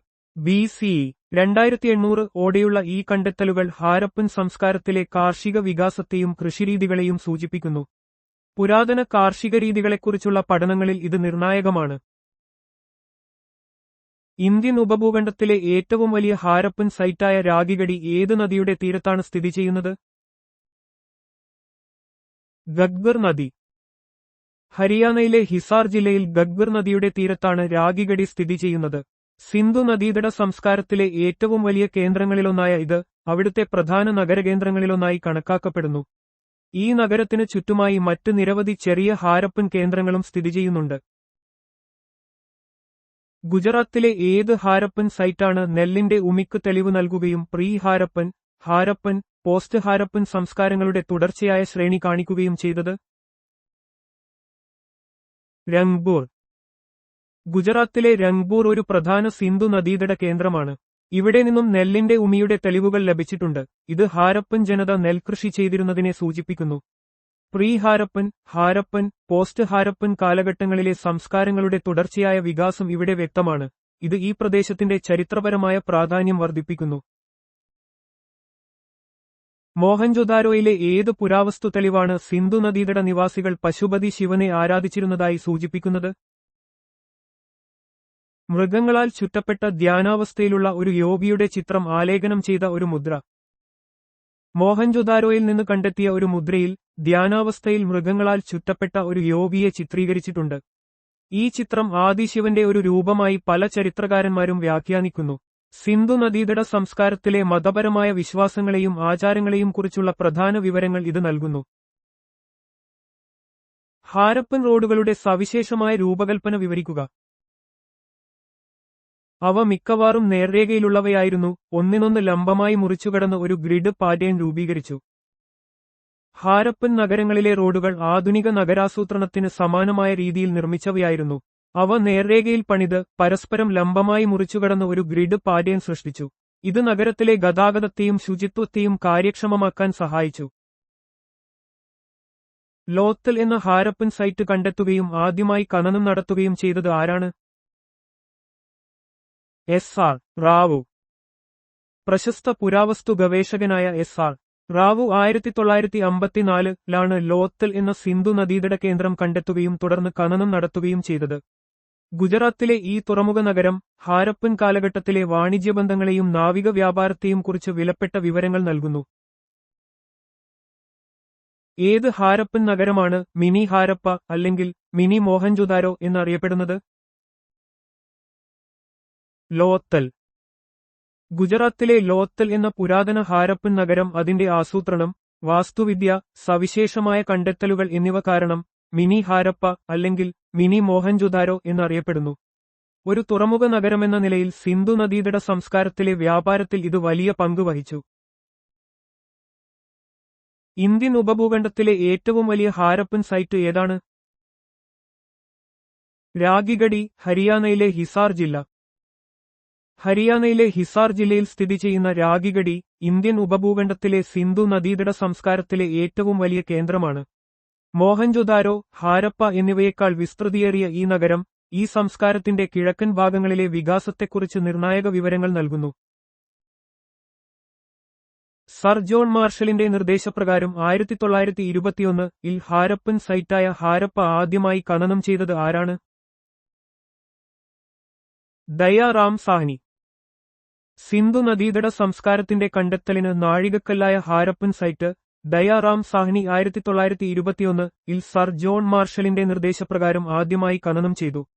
ഇത് ഇന്ത്യൻ ഉപഭൂഖണ്ഡത്തിലെ ഏറ്റവും പഴക്കമുള്ളതും വികസിതവുമായ നാഗരികതകളിലൊന്നിനെക്കുറിച്ചുള്ള പഠനത്തിന് തുടക്കമിട്ടു. 1922 മോഹൻജൊദാരോയുടെ അവശിഷ്ടങ്ങൾ കണ്ടെത്തിയത് ആര്? ഏത് നദീതീരത്താണ് ഇത് സ്ഥിതി ചെയ്യുന്നത്? രാഗ്ദാസ് ബാനർജി, സിന്ധു നദിയുടെ വലത് കരയിൽ. 1922 രാഗ്ദാസ് ബാനർജിയാണ് മോഹൻജൊദാരോയുടെ അവശിഷ്ടങ്ങൾ കണ്ടെത്തുകയും ഖനനം നടത്തുകയും ചെയ്തത്. സിന്ധു നദിയുടെ വലത് കരയിൽ സ്ഥിതി ചെയ്യുന്ന ഈ പ്രദേശം സിന്ധു നദീതട സംസ്കാരത്തിലെ പ്രധാന നഗരങ്ങളിലൊന്നാണ്. മോഹൻജൊദാരോ എന്ന പേരിന്റെ അക്ഷരാർത്ഥത്തിലുള്ള അർത്ഥം എന്താണ്? മരിച്ചവരുടെ കുന്ന്. സിന്ധി ഭാഷയിൽ മോഹൻജൊദാരോ എന്ന വാക്കിന്റെ അർത്ഥം മരിച്ചവരുടെ കുന്ന്, മൗണ്ട് ഓഫ് ദ ഡെഡ് എന്നാണ്. പുരാവസ്തു ഗവേഷണങ്ങളിൽ ഈ സൈറ്റിൽ നിന്ന് ധാരാളം മനുഷ്യ അസ്ഥികൂടങ്ങൾ കണ്ടെത്തിയതുകൊണ്ടാണ് ഈ പേര് ലഭിച്ചത്. ഇന്ത്യയിൽ പരുത്തി വസ്ത്രങ്ങൾ ആദ്യമായി നിർമ്മിച്ചത് എപ്പോഴാണ്? ഹാരപ്പൻ നാഗരികതയുടെ കാലത്ത്. ഹാരപ്പൻ നാഗരികതയുടെ കാലഘട്ടത്തിലാണ് ഇന്ത്യയിൽ പരുത്തി വസ്ത്രങ്ങൾ ആദ്യമായി നിർമ്മിക്കപ്പെട്ടത്. മോഹൻജൊദാരോയിൽ നിന്ന് പരുത്തിയുടെ അവശിഷ്ടങ്ങൾ കണ്ടെത്തിയിട്ടുണ്ട്. ഇത് ഹാരപ്പൻ ജനതയ്ക്ക് പരുത്തി കൃഷിയും അതിന്റെ നിർമ്മാണവും അറിയാമായിരുന്നു എന്നതിന് തെളിവാണ്. കൂനുള്ള കാളയുടെ ചിത്രമുള്ള മുദ്രകൾ ഏത് ഹാരപ്പൻ സൈറ്റിൽ നിന്നാണ് കണ്ടെത്തിയത്? മോഹൻജൊദാരോ. മോഹൻജൊദാരോയിൽ നിന്ന് കൂനുള്ള കാളയുടെ ചിത്രങ്ങളുള്ള നിരവധി മുദ്രകൾ, സീൽസ് കണ്ടെത്തിയിട്ടുണ്ട്. ഈ മുദ്രകൾ ഹാരപ്പൻ നാഗരികതയുടെ കലയെയും മതപരമായ വിശ്വാസങ്ങളെയും കുറിച്ച് പ്രധാന വിവരങ്ങൾ നൽകുന്നു. കൂനുള്ള കാള കഴിഞ്ഞാൽ സിന്ധുമുദ്രകളിൽ കാണുന്ന ഏറ്റവും സാധാരണമായ രൂപം എന്താണ്? ഒറ്റക്കൊമ്പുള്ള യൂണികോൺ. സിന്ധു നദീതട സംസ്കാരത്തിലെ മുദ്രകളിൽ കൂനുള്ള കാളയുടെ രൂപം കഴിഞ്ഞാൽ ഏറ്റവും സാധാരണമായി കാണുന്നത് ഒറ്റക്കൊമ്പുള്ള യൂണികോണിന്റെ ചിത്രമാണ്. ഈ ചിത്രം ഹാരപ്പൻ ജനതയുടെ മിത്തോളജിയിലും മതപരമായ വിശ്വാസങ്ങളിലും ഒരു പ്രധാന പങ്ക് വഹിച്ചിരുന്നു എന്ന് കരുതപ്പെടുന്നു. പ്രസിദ്ധമായ നൃത്തം ചെയ്യുന്ന പെൺകുട്ടിയുടെ വെങ്കല ശില്പം എവിടെ നിന്നാണ് ഖനനം ചെയ്തത്? മോഹൻജൊദാരോ. മോഹൻജൊദാരോയിൽ നിന്ന് കണ്ടെത്തിയ നൃത്തം ചെയ്യുന്ന പെൺകുട്ടിയുടെ വെങ്കല ശില്പം സിന്ധു നദീതട സംസ്കാരത്തിലെ കലയുടെയും ലോഹപ്പണിയുടെയും ഒരു മികച്ച ഉദാഹരണമാണ്. ഏകദേശം 4500 വർഷം പഴക്കമുള്ള ഈ ശില്പം ആ കാലഘട്ടത്തിലെ ശില്പകലയുടെ വികാസം വ്യക്തമാക്കുന്നു. പുരോഹിത രാജാവിന്റെ അല്ലെങ്കിൽ പുരോഹിതന്റെ ചുണ്ണാമ്പുകല്ല് ശില്പം ഏത് ഹാരപ്പൻ സൈറ്റിൽ നിന്നാണ് കണ്ടെത്തിയത്? മോഹൻജൊദാരോ. മോഹൻജൊദാരോയിൽ നിന്ന് കണ്ടെത്തിയ പുരോഹിത രാജാവിന്റെ ചുണ്ണാമ്പുകല്ല് ശില്പം സിന്ധു നാഗരികതയിലെ ഭരണസംവിധാനത്തെയും മതപരമായ നേതൃത്വത്തെയും കുറിച്ചുള്ള സൂചനകൾ നൽകുന്നു. ഈ ശില്പം ഹാരപ്പൻ കലയുടെ മറ്റൊരു പ്രധാന ഉദാഹരണമാണ്. മോഹൻജൊദാരോയിൽ നിന്ന് കണ്ടെത്തിയ സിന്ധു നദീതട സംസ്കാരത്തിലെ ഏറ്റവും വലിയ കെട്ടിടമായി കണക്കാക്കുന്നത് എന്താണ്? ഒരു വലിയ ധാന്യപ്പുര. മോഹൻജൊദാരോയിൽ നിന്ന് ഖനനം ചെയ്ത ഒരു വലിയ ധാന്യപ്പുരയാണ് സിന്ധു നദീതട സംസ്കാരത്തിലെ ഏറ്റവും വലിയ കെട്ടിടങ്ങളിലൊന്നായി കണക്കാക്കപ്പെടുന്നത്. ഇത് വലിയ അളവിൽ ധാന്യങ്ങൾ സംഭരിക്കാൻ ഉപയോഗിച്ചിരുന്നു എന്നും ആ കാലഘട്ടത്തിലെ കാർഷിക സാമ്പത്തിക വ്യവസ്ഥയുടെ പ്രാധാന്യം വെളിപ്പെടുത്തുന്നു എന്നും കരുതപ്പെടുന്നു. അലങ്കാര ഇഷ്ടികകൾ ഉപയോഗിച്ചതിന് തെളിവ് ലഭിച്ച ഹാരപ്പൻ സൈറ്റ് ഏതാണ്? കാളിബംഗൻ. കാളിബംഗനിൽ നിന്നാണ് അലങ്കാര ഇഷ്ടികകൾ, ഡെക്കറേറ്റീവ് ബ്രിക്സ് ഉപയോഗിച്ചതിന് തെളിവുകൾ ലഭിച്ചിട്ടുള്ളത്. ഇത് സിന്ധു നദീതട സംസ്കാരത്തിലെ കെട്ടിട നിർമ്മാണ രീതികളിലെ വൈവിധ്യത്തെയും സൗന്ദര്യശാസ്ത്രത്തോടുള്ള അവരുടെ താൽപര്യത്തെയും സൂചിപ്പിക്കുന്നു. മറ്റ് സൈറ്റുകൾക്കൊപ്പം ചുട്ട ഇഷ്ടികകൾ, ബേക്ക്ഡ് ബ്രിക്സ് ഉപയോഗിച്ചതിന് തെളിവ് എവിടെ നിന്നാണ് കണ്ടെത്തിയത്? ചാൻഹുദാരോ. ചാൻഹുദാരോയിൽ നിന്നും സിന്ധു നദീതട സംസ്കാരത്തിലെ മറ്റു പ്രധാന സൈറ്റുകളിൽ നിന്നും ചുട്ട ഇഷ്ടികകൾ ബേക്ക്ഡ് ബ്രിക്സ് വ്യാപകമായി ഉപയോഗിച്ചിരുന്നതിന് തെളിവുകൾ ലഭിച്ചിട്ടുണ്ട്. ഇത് ഹാരപ്പൻ നഗരങ്ങളുടെ നിർമ്മാണത്തിൽ ഒരു പ്രധാന സവിശേഷതയായിരുന്നു. അഗ്നിബലിവേദികൾ കണ്ടെത്തിയ 2 ഹാരപ്പൻ സൈറ്റുകൾ ഏവ? ഇത് ആചാരപരമായ കാര്യങ്ങൾ സൂചിപ്പിക്കുന്നു. ലോത്തലും കാളിബംഗനും. സിന്ധു നദീതട സംസ്കാരത്തിലെ പ്രധാനപ്പെട്ട നഗരങ്ങളായിരുന്നു ലോത്തലും കാളിബംഗനും. ഈ സ്ഥലങ്ങളിൽ നിന്ന് കണ്ടെത്തിയ അഗ്നിബലിവേദികൾ പുരാതന കാലത്ത് നിലനിന്നിരുന്ന മതപരവും ആചാരപരവുമായ വിശ്വാസങ്ങളിലേക്ക് വെളിച്ചം വീശുന്നു. ഇത് അന്നത്തെ സമൂഹത്തിന്റെ സാമൂഹിക മതപരമായ ഘടനയെക്കുറിച്ച് സൂചന നൽകുന്നു. സിന്ധുനദീതട നാഗരികതയുടെ ഒരു സ്മാരക നിർമ്മിതിയായ മഹാസ്നാനഘട്ടം എവിടെയാണ് കണ്ടെത്തിയത്? മോഹൻജൊദാരോയിൽ. മോഹൻജൊദാരോയിൽ കണ്ടെത്തിയ മഹാസ്നാനഘട്ടം സിന്ധുനദീതട നാഗരികതയുടെ വാസ്തുവിദ്യയുടെയും എഞ്ചിനീയറിംഗിന്റെയും മികച്ച ഉദാഹരണമാണ്. വലിയ കുളവും അതിനോടനുബന്ധിച്ചുള്ള മുറികളും മതപരമായ ചടങ്ങുകൾക്കോ പൊതുകുളിക്കോ ഉപയോഗിച്ചിരുന്നതായി കരുതപ്പെടുന്നു. ഇത് അന്നത്തെ ജനങ്ങളുടെ ശുചിത്വബോധത്തിലേക്കും സാമൂഹിക ജീവിതത്തിലേക്കും വെളിച്ചം വീശുന്നു. മുത്തുകൾ നിർമ്മിക്കുന്ന ഫാക്ടറികൾക്ക് പ്രശസ്തമായ 2 ഹാരപ്പൻ സൈറ്റുകൾ ഏവ? ലോത്തലും ചാൻഹുദാരോയും. സിന്ധുനദീതട നാഗരികതയിലെ പ്രധാനപ്പെട്ട വാണിജ്യ കേന്ദ്രങ്ങളായിരുന്നു ലോത്തലും ചാൻഹുദാരോയും. ഇവിടെ നിന്ന് കണ്ടെത്തിയ മുത്ത് നിർമ്മാണശാലകളുടെ അവശിഷ്ടങ്ങൾ അന്നത്തെ ജനങ്ങൾ കരകൗശല വസ്തുക്കളുടെ ഉൽപ്പാദനത്തിലും വ്യാപാരത്തിലും ഏർപ്പെട്ടിരുന്നതായി സൂചിപ്പിക്കുന്നു. ഇത് അവരുടെ സാമ്പത്തികവും സാമൂഹികവുമായ പുരോഗതിയുടെ തെളിവാണ്. സിന്ധുനദീതട നാഗരികത ഉപയോഗിച്ചിരുന്ന ലിപി ഏതുതരമായിരുന്നു? ചിത്രലിപി, പിക്ടോഗ്രാഫിക്. സിന്ധുനദീതട നാഗരികതയുടെ ലിപി ചിത്രലിപി ആയിരുന്നു. ഈ ലിപി ഇതുവരെ പൂർണ്ണമായി വായിച്ചെടുക്കാൻ കഴിഞ്ഞിട്ടില്ല. സീലുകളിലും മറ്റു പുരാവസ്തുക്കളിലും കാണുന്ന ഈ ചിത്രലിപി അന്നത്തെ ജനങ്ങളുടെ ആശയവിനിമയ രീതികളെക്കുറിച്ചുള്ള പഠനങ്ങൾക്ക് വലിയ വെല്ലുവിളിയാണ് ഉയർത്തുന്നത്. സാധാരണയായി വശങ്ങളിലെ തെരുവുകളിലേക്ക് വാതിലുകൾ തുറക്കുന്ന പതിവിൽ നിന്ന് വ്യത്യസ്തമായി വീടുകളുടെ വാതിലുകൾ പ്രധാന റോഡിലേക്ക് തുറന്നിരുന്ന ഹാരപ്പൻ നഗരം ഏതായിരുന്നു? ലോത്തൽ. സിന്ധുനദീതട നാഗരികതയിലെ നഗരാസൂത്രണത്തിന് ഒരു പ്രത്യേകതയുണ്ടായിരുന്നു.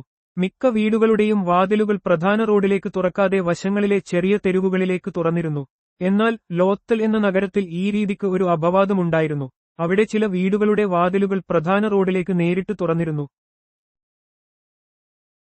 സിന്ധു നാഗരികതയിലെ പ്രധാന കാർഷിക വിളകൾ എന്തൊക്കെയായിരുന്നു? ഗോതമ്പും ബാർലിയും. സിന്ധുനദീതട നാഗരികതയിലെ ജനങ്ങൾ പ്രധാനമായും ഗോതമ്പും ബാർലിയും കൃഷി ചെയ്തിരുന്നു. ഈ വിളകൾ അവരുടെ പ്രധാന ഭക്ഷണ സ്രോതസ്സുകളായിരുന്നു. കൃഷിയെ അടിസ്ഥാനമാക്കിയുള്ള സമ്പദ്വ്യവസ്ഥയായിരുന്നു അവർക്കുണ്ടായിരുന്നത്. നദീതടങ്ങളിലെ ഫലഭൂയിഷ്ഠമായ മണ്ണ് കൃഷിക്ക് അനുകൂലമായിരുന്നു. നെല്ല് കൃഷി ചെയ്തിരുന്നു എന്നതിന് തെളിവ് നൽകുന്ന നെല്ലിന്റെ ഉമി കണ്ടെത്തിയ 2 ഹാരപ്പൻ സൈറ്റുകൾ ഏവ? രംഗ്പൂരും ലോത്തലും. സിന്ധുനദീതട നാഗരികതയിലെ പ്രധാനപ്പെട്ട കാർഷിക ഉൽപ്പന്നങ്ങൾ ഗോതമ്പും ബാർലിയുമായിരുന്നെങ്കിലും രംഗ്പൂർ, ലോത്തൽ തുടങ്ങിയ സ്ഥലങ്ങളിൽ നിന്ന് നെല്ലിന്റെ ഉമി കണ്ടെത്തിയത് നെൽകൃഷിയും അവിടെ നിലവിലുണ്ടായിരുന്നു എന്ന് സൂചിപ്പിക്കുന്നു. ഇത് അന്നത്തെ കാർഷിക വൈവിധ്യത്തിലേക്ക് വെളിച്ചം വീശുന്നു. സിന്ധുനദീതട നാഗരികത ഉപയോഗിച്ചിരുന്ന തൂക്കത്തിന്റെ യൂണിറ്റ് എന്തായിരുന്നു? 16 ന്റെ ഗുണിതങ്ങൾ. സിന്ധുനദീതട നാഗരികതയിലെ തൂക്കത്തിന്റെ യൂണിറ്റ് 16 ന്റെ ഗുണിതങ്ങളായിരുന്നു. ഇത് അന്നത്തെ ജനങ്ങൾ വ്യാപാരത്തിലും അളവെടുപ്പിലും ഒരു ഏകീകൃത സമ്പ്രദായം ഉപയോഗിച്ചിരുന്നു എന്ന് സൂചിപ്പിക്കുന്നു. ഈ തൂക്കക്കട്ടകൾ കൃത്യമായ വാണിജ്യബന്ധങ്ങൾ നിലനിർത്താൻ സഹായിച്ചിരുന്നു. സിന്ധുനദീതട നാഗരികതയിലെ ജനങ്ങൾ പ്രധാനമായും ഉപയോഗിച്ചിരുന്ന കരഗതാഗത മാർഗങ്ങൾ എന്തൊക്കെയായിരുന്നു? കാളവണ്ടികളും അല്ലെങ്കിൽ പോത്തുവണ്ടികളും 2 ചക്രവും 4 ചക്രവും ഉള്ളവ. സിന്ധുനദീതട നാഗരികതയിലെ ജനങ്ങൾ സാധനങ്ങൾ കൊണ്ടുപോകുന്നതിനും യാത്ര ചെയ്യുന്നതിനും പ്രധാനമായും കാളവണ്ടികളും പോത്തുവണ്ടികളും ഉപയോഗിച്ചിരുന്നു. ഇത് വ്യാപാരത്തിലും ഗതാഗതത്തിലും മൃഗങ്ങളെ അവർ കാര്യക്ഷമമായി ഉപയോഗിച്ചിരുന്നു എന്ന് കാണിക്കുന്നു. ഈ വണ്ടികളുടെ ചിത്രീകരണങ്ങൾ പല സീലുകളിലും കളിമൺ പ്രതിമകളിലും കാണാം. മെസൊപ്പൊട്ടേമിയൻ ലിഖിതങ്ങളിൽ കാണുന്ന ഏതു പേരാണ് സിന്ധു നാഗരികതയെ സൂചിപ്പിക്കാൻ ഉപയോഗിച്ചിരുന്നത് എന്ന് കരുതപ്പെടുന്നു? മെലൂഹ, മെലുച്ച. മെസൊപ്പൊട്ടേമിയൻ ലിഖിതങ്ങളിൽ മെലൂഹ എന്നു പേരുള്ള ഒരു പ്രദേശത്തെക്കുറിച്ച് പരാമർശങ്ങളുണ്ട്. ഈ മെലൂഹ എന്നത് സിന്ധുനദീതട നാഗരികതയെയാണ് സൂചിപ്പിക്കുന്നതെന്ന് മിക്ക ചരിത്രകാരന്മാരും പുരാവസ്തു ഗവേഷകരും വിശ്വസിക്കുന്നു. ഇത് സിന്ധുനദീതട നാഗരികതയും മെസൊപ്പൊട്ടേമിയയും തമ്മിൽ നിലനിന്നിരുന്ന വ്യാപാര ബന്ധങ്ങളിലേക്ക് വെളിച്ചം വീശുന്നു. ഹാരപ്പൻ സംസ്കാരത്തെ ഭരിച്ചിരുന്നത് ഏത് സാമൂഹിക വിഭാഗമാണെന്നാണ് പൊതുവെ വിശ്വസിക്കപ്പെടുന്നത്? വ്യാപാരി വർഗം. സിന്ധു നദീതട സംസ്കാരത്തിലെ ഹാരപ്പൻ നഗരങ്ങളിൽ ഭരണപരമായ കാര്യങ്ങൾ നിയന്ത്രിച്ചിരുന്നത് വ്യാപാരികളും സമ്പന്നരുമടങ്ങുന്ന ഒരു വർഗമായിരുന്നു എന്നാണ് ചരിത്രകാരന്മാർ പൊതുവെ അനുമാനിക്കുന്നത്. മതപരമായ നേതാക്കളോ രാജാക്കന്മാരോ ഭരിച്ചിരുന്നതിന് വ്യക്തമായ തെളിവുകളില്ല. ഹാരപ്പയെയും മോഹൻജൊദാരോയെയും ഒരു വലിയ സാമ്രാജ്യത്തിന്റെ ഇരട്ട തലസ്ഥാനങ്ങൾ എന്ന് വിശേഷിപ്പിച്ചത് ആര്? Stuart pig. പ്രമുഖ ബ്രിട്ടീഷ് പുരാവസ്തു ഗവേഷകൻ സ്റ്റുവർട്ട് പിഗ്വെട്ടാണ് ഹാരപ്പയെയും മോഹൻജൊദാരോയെയും സിന്ധു നദീതട സംസ്കാരത്തിന്റെ ഇരട്ട തലസ്ഥാനങ്ങളായി വിശേഷിപ്പിച്ചത്. ഈ രണ്ട് നഗരങ്ങളും സംസ്കാരത്തിന്റെ പ്രധാന കേന്ദ്രങ്ങളായിരുന്നു എന്ന് ഇത് സൂചിപ്പിക്കുന്നു. സിന്ധു നാഗരികതയിലെ ജനങ്ങൾ വ്യാപകമായി ആരാധിച്ചിരുന്നതും പലപ്പോഴും ഫലഭൂയിഷ്ടിയുമായി ബന്ധപ്പെട്ടതുമായ ദേവത ഏത്? മാതൃദേവത. സിന്ധു നദീതട സംസ്കാരത്തിൽ നിന്ന് ധാരാളം സ്ത്രീരൂപങ്ങൾ കണ്ടെത്തിയിട്ടുണ്ട്. ഇത് മാതൃദേവതയെ ഫലഭൂയിഷ്ടിയുടെയും സമൃദ്ധിയുടെയും പ്രതീകമായി ആരാധിച്ചിരുന്നു എന്നതിന് തെളിവാണ്. ഈ ആരാധന അന്നത്തെ കാർഷിക സമൂഹത്തിന് പ്രാധാന്യമുള്ളതായിരുന്നു.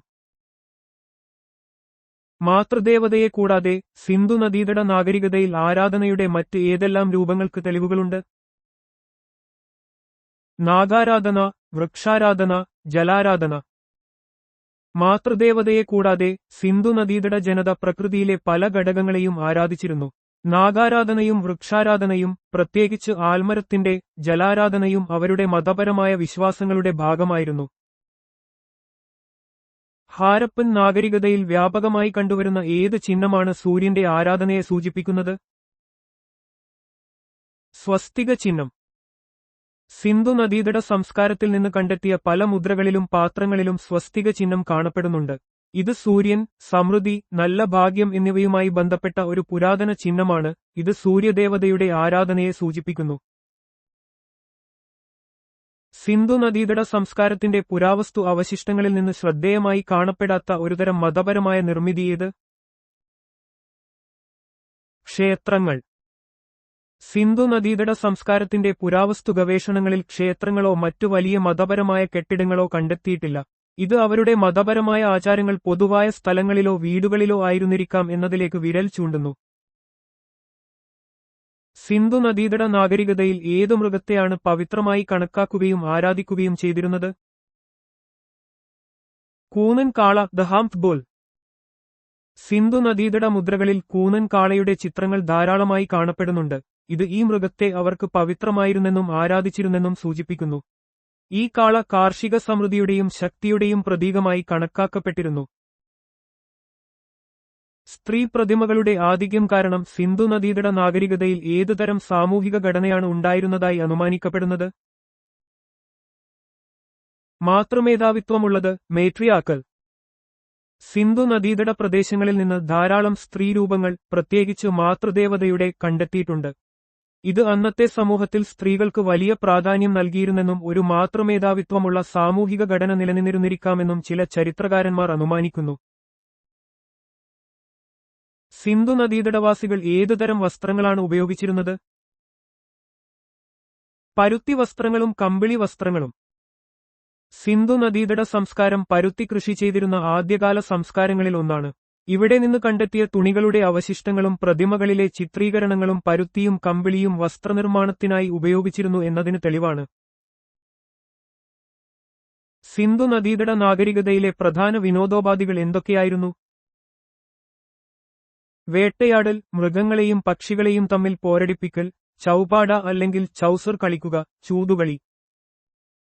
സിന്ധു നദീതട ജനതയുടെ വിനോദങ്ങളിൽ വേട്ടയാടൽ, മൃഗപ്പോരുകൾ എന്നിവ ഉൾപ്പെട്ടിരുന്നു. ചൂതുകളിയും ചൗപാഡ പോലുള്ള കളികളും അവർക്കിടയിൽ പ്രചാരത്തിലുണ്ടായിരുന്നതായി പുരാവസ്തു തെളിവുകൾ സൂചിപ്പിക്കുന്നു. ഏത് ഹാരപ്പൻ സൈറ്റാണ് കൊത്തളങ്ങളും പുറത്തേക്ക് തള്ളിനിൽക്കുന്ന ഭാഗങ്ങളുമുള്ള കോട്ടമതിലിനാൽ ചുറ്റപ്പെട്ട ഏക സ്ഥലമായിരുന്നത്? കാളിബംഗൻ.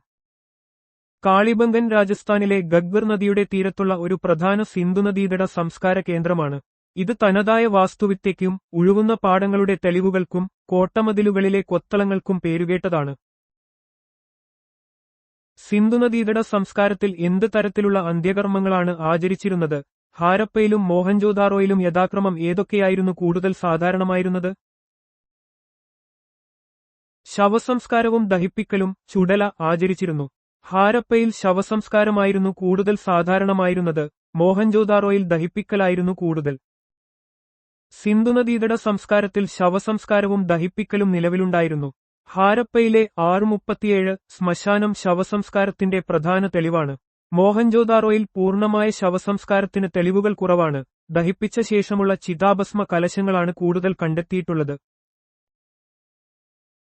ഏത് 2 ഹാരപ്പൻ സൈറ്റുകളിൽ നിന്നാണ് ദമ്പതികളുടെ ശവസംസ്കാരം കൂട്ടായി അടക്കം ചെയ്യൽ കണ്ടെത്തിയത്? ലോത്തൽ, കാളിബംഗൻ. ഗുജറാത്തിലെ ലോത്തലിൽ നിന്ന് 3 ഇരട്ട ശവസംസ്കാരങ്ങളും രാജസ്ഥാനിലെ കാളിബംഗനിൽ നിന്ന് ഒരു ഇരട്ട ശവസംസ്കാരവും കണ്ടെത്തിയിട്ടുണ്ട്. ഇത് സിന്ധുനദീതട സംസ്കാരത്തിലെ സാമൂഹികവും ആചാരപരവുമായ രീതികളെക്കുറിച്ച് സൂചന നൽകുന്നു. സിന്ധുനദീതട സംസ്കാരത്തിന്റെ തകർച്ചയ്ക്ക് കാരണമായി കണക്കാക്കുന്ന തീവ്ര കാലാവസ്ഥാ സംഭവങ്ങൾ ഏതൊക്കെയാണ്? വെള്ളപ്പൊക്കവും വരൾച്ചയും. സിന്ധുനദീതട സംസ്കാരത്തിന്റെ തകർച്ചയ്ക്ക് പല കാരണങ്ങളും ചരിത്രകാരന്മാർ മുന്നോട്ട് വെച്ചിട്ടുണ്ട്. അവയിൽ പ്രധാനപ്പെട്ടവയാണ് വലിയ തോതിലുള്ള വെള്ളപ്പൊക്കവും ദീർഘകാല വരൾച്ചയും. കാലാവസ്ഥാ വ്യതിയാനത്തെക്കുറിച്ചുള്ള പഠനങ്ങൾ വരൾച്ചയ്ക്ക് കൂടുതൽ പ്രാധാന്യം നൽകുന്നു.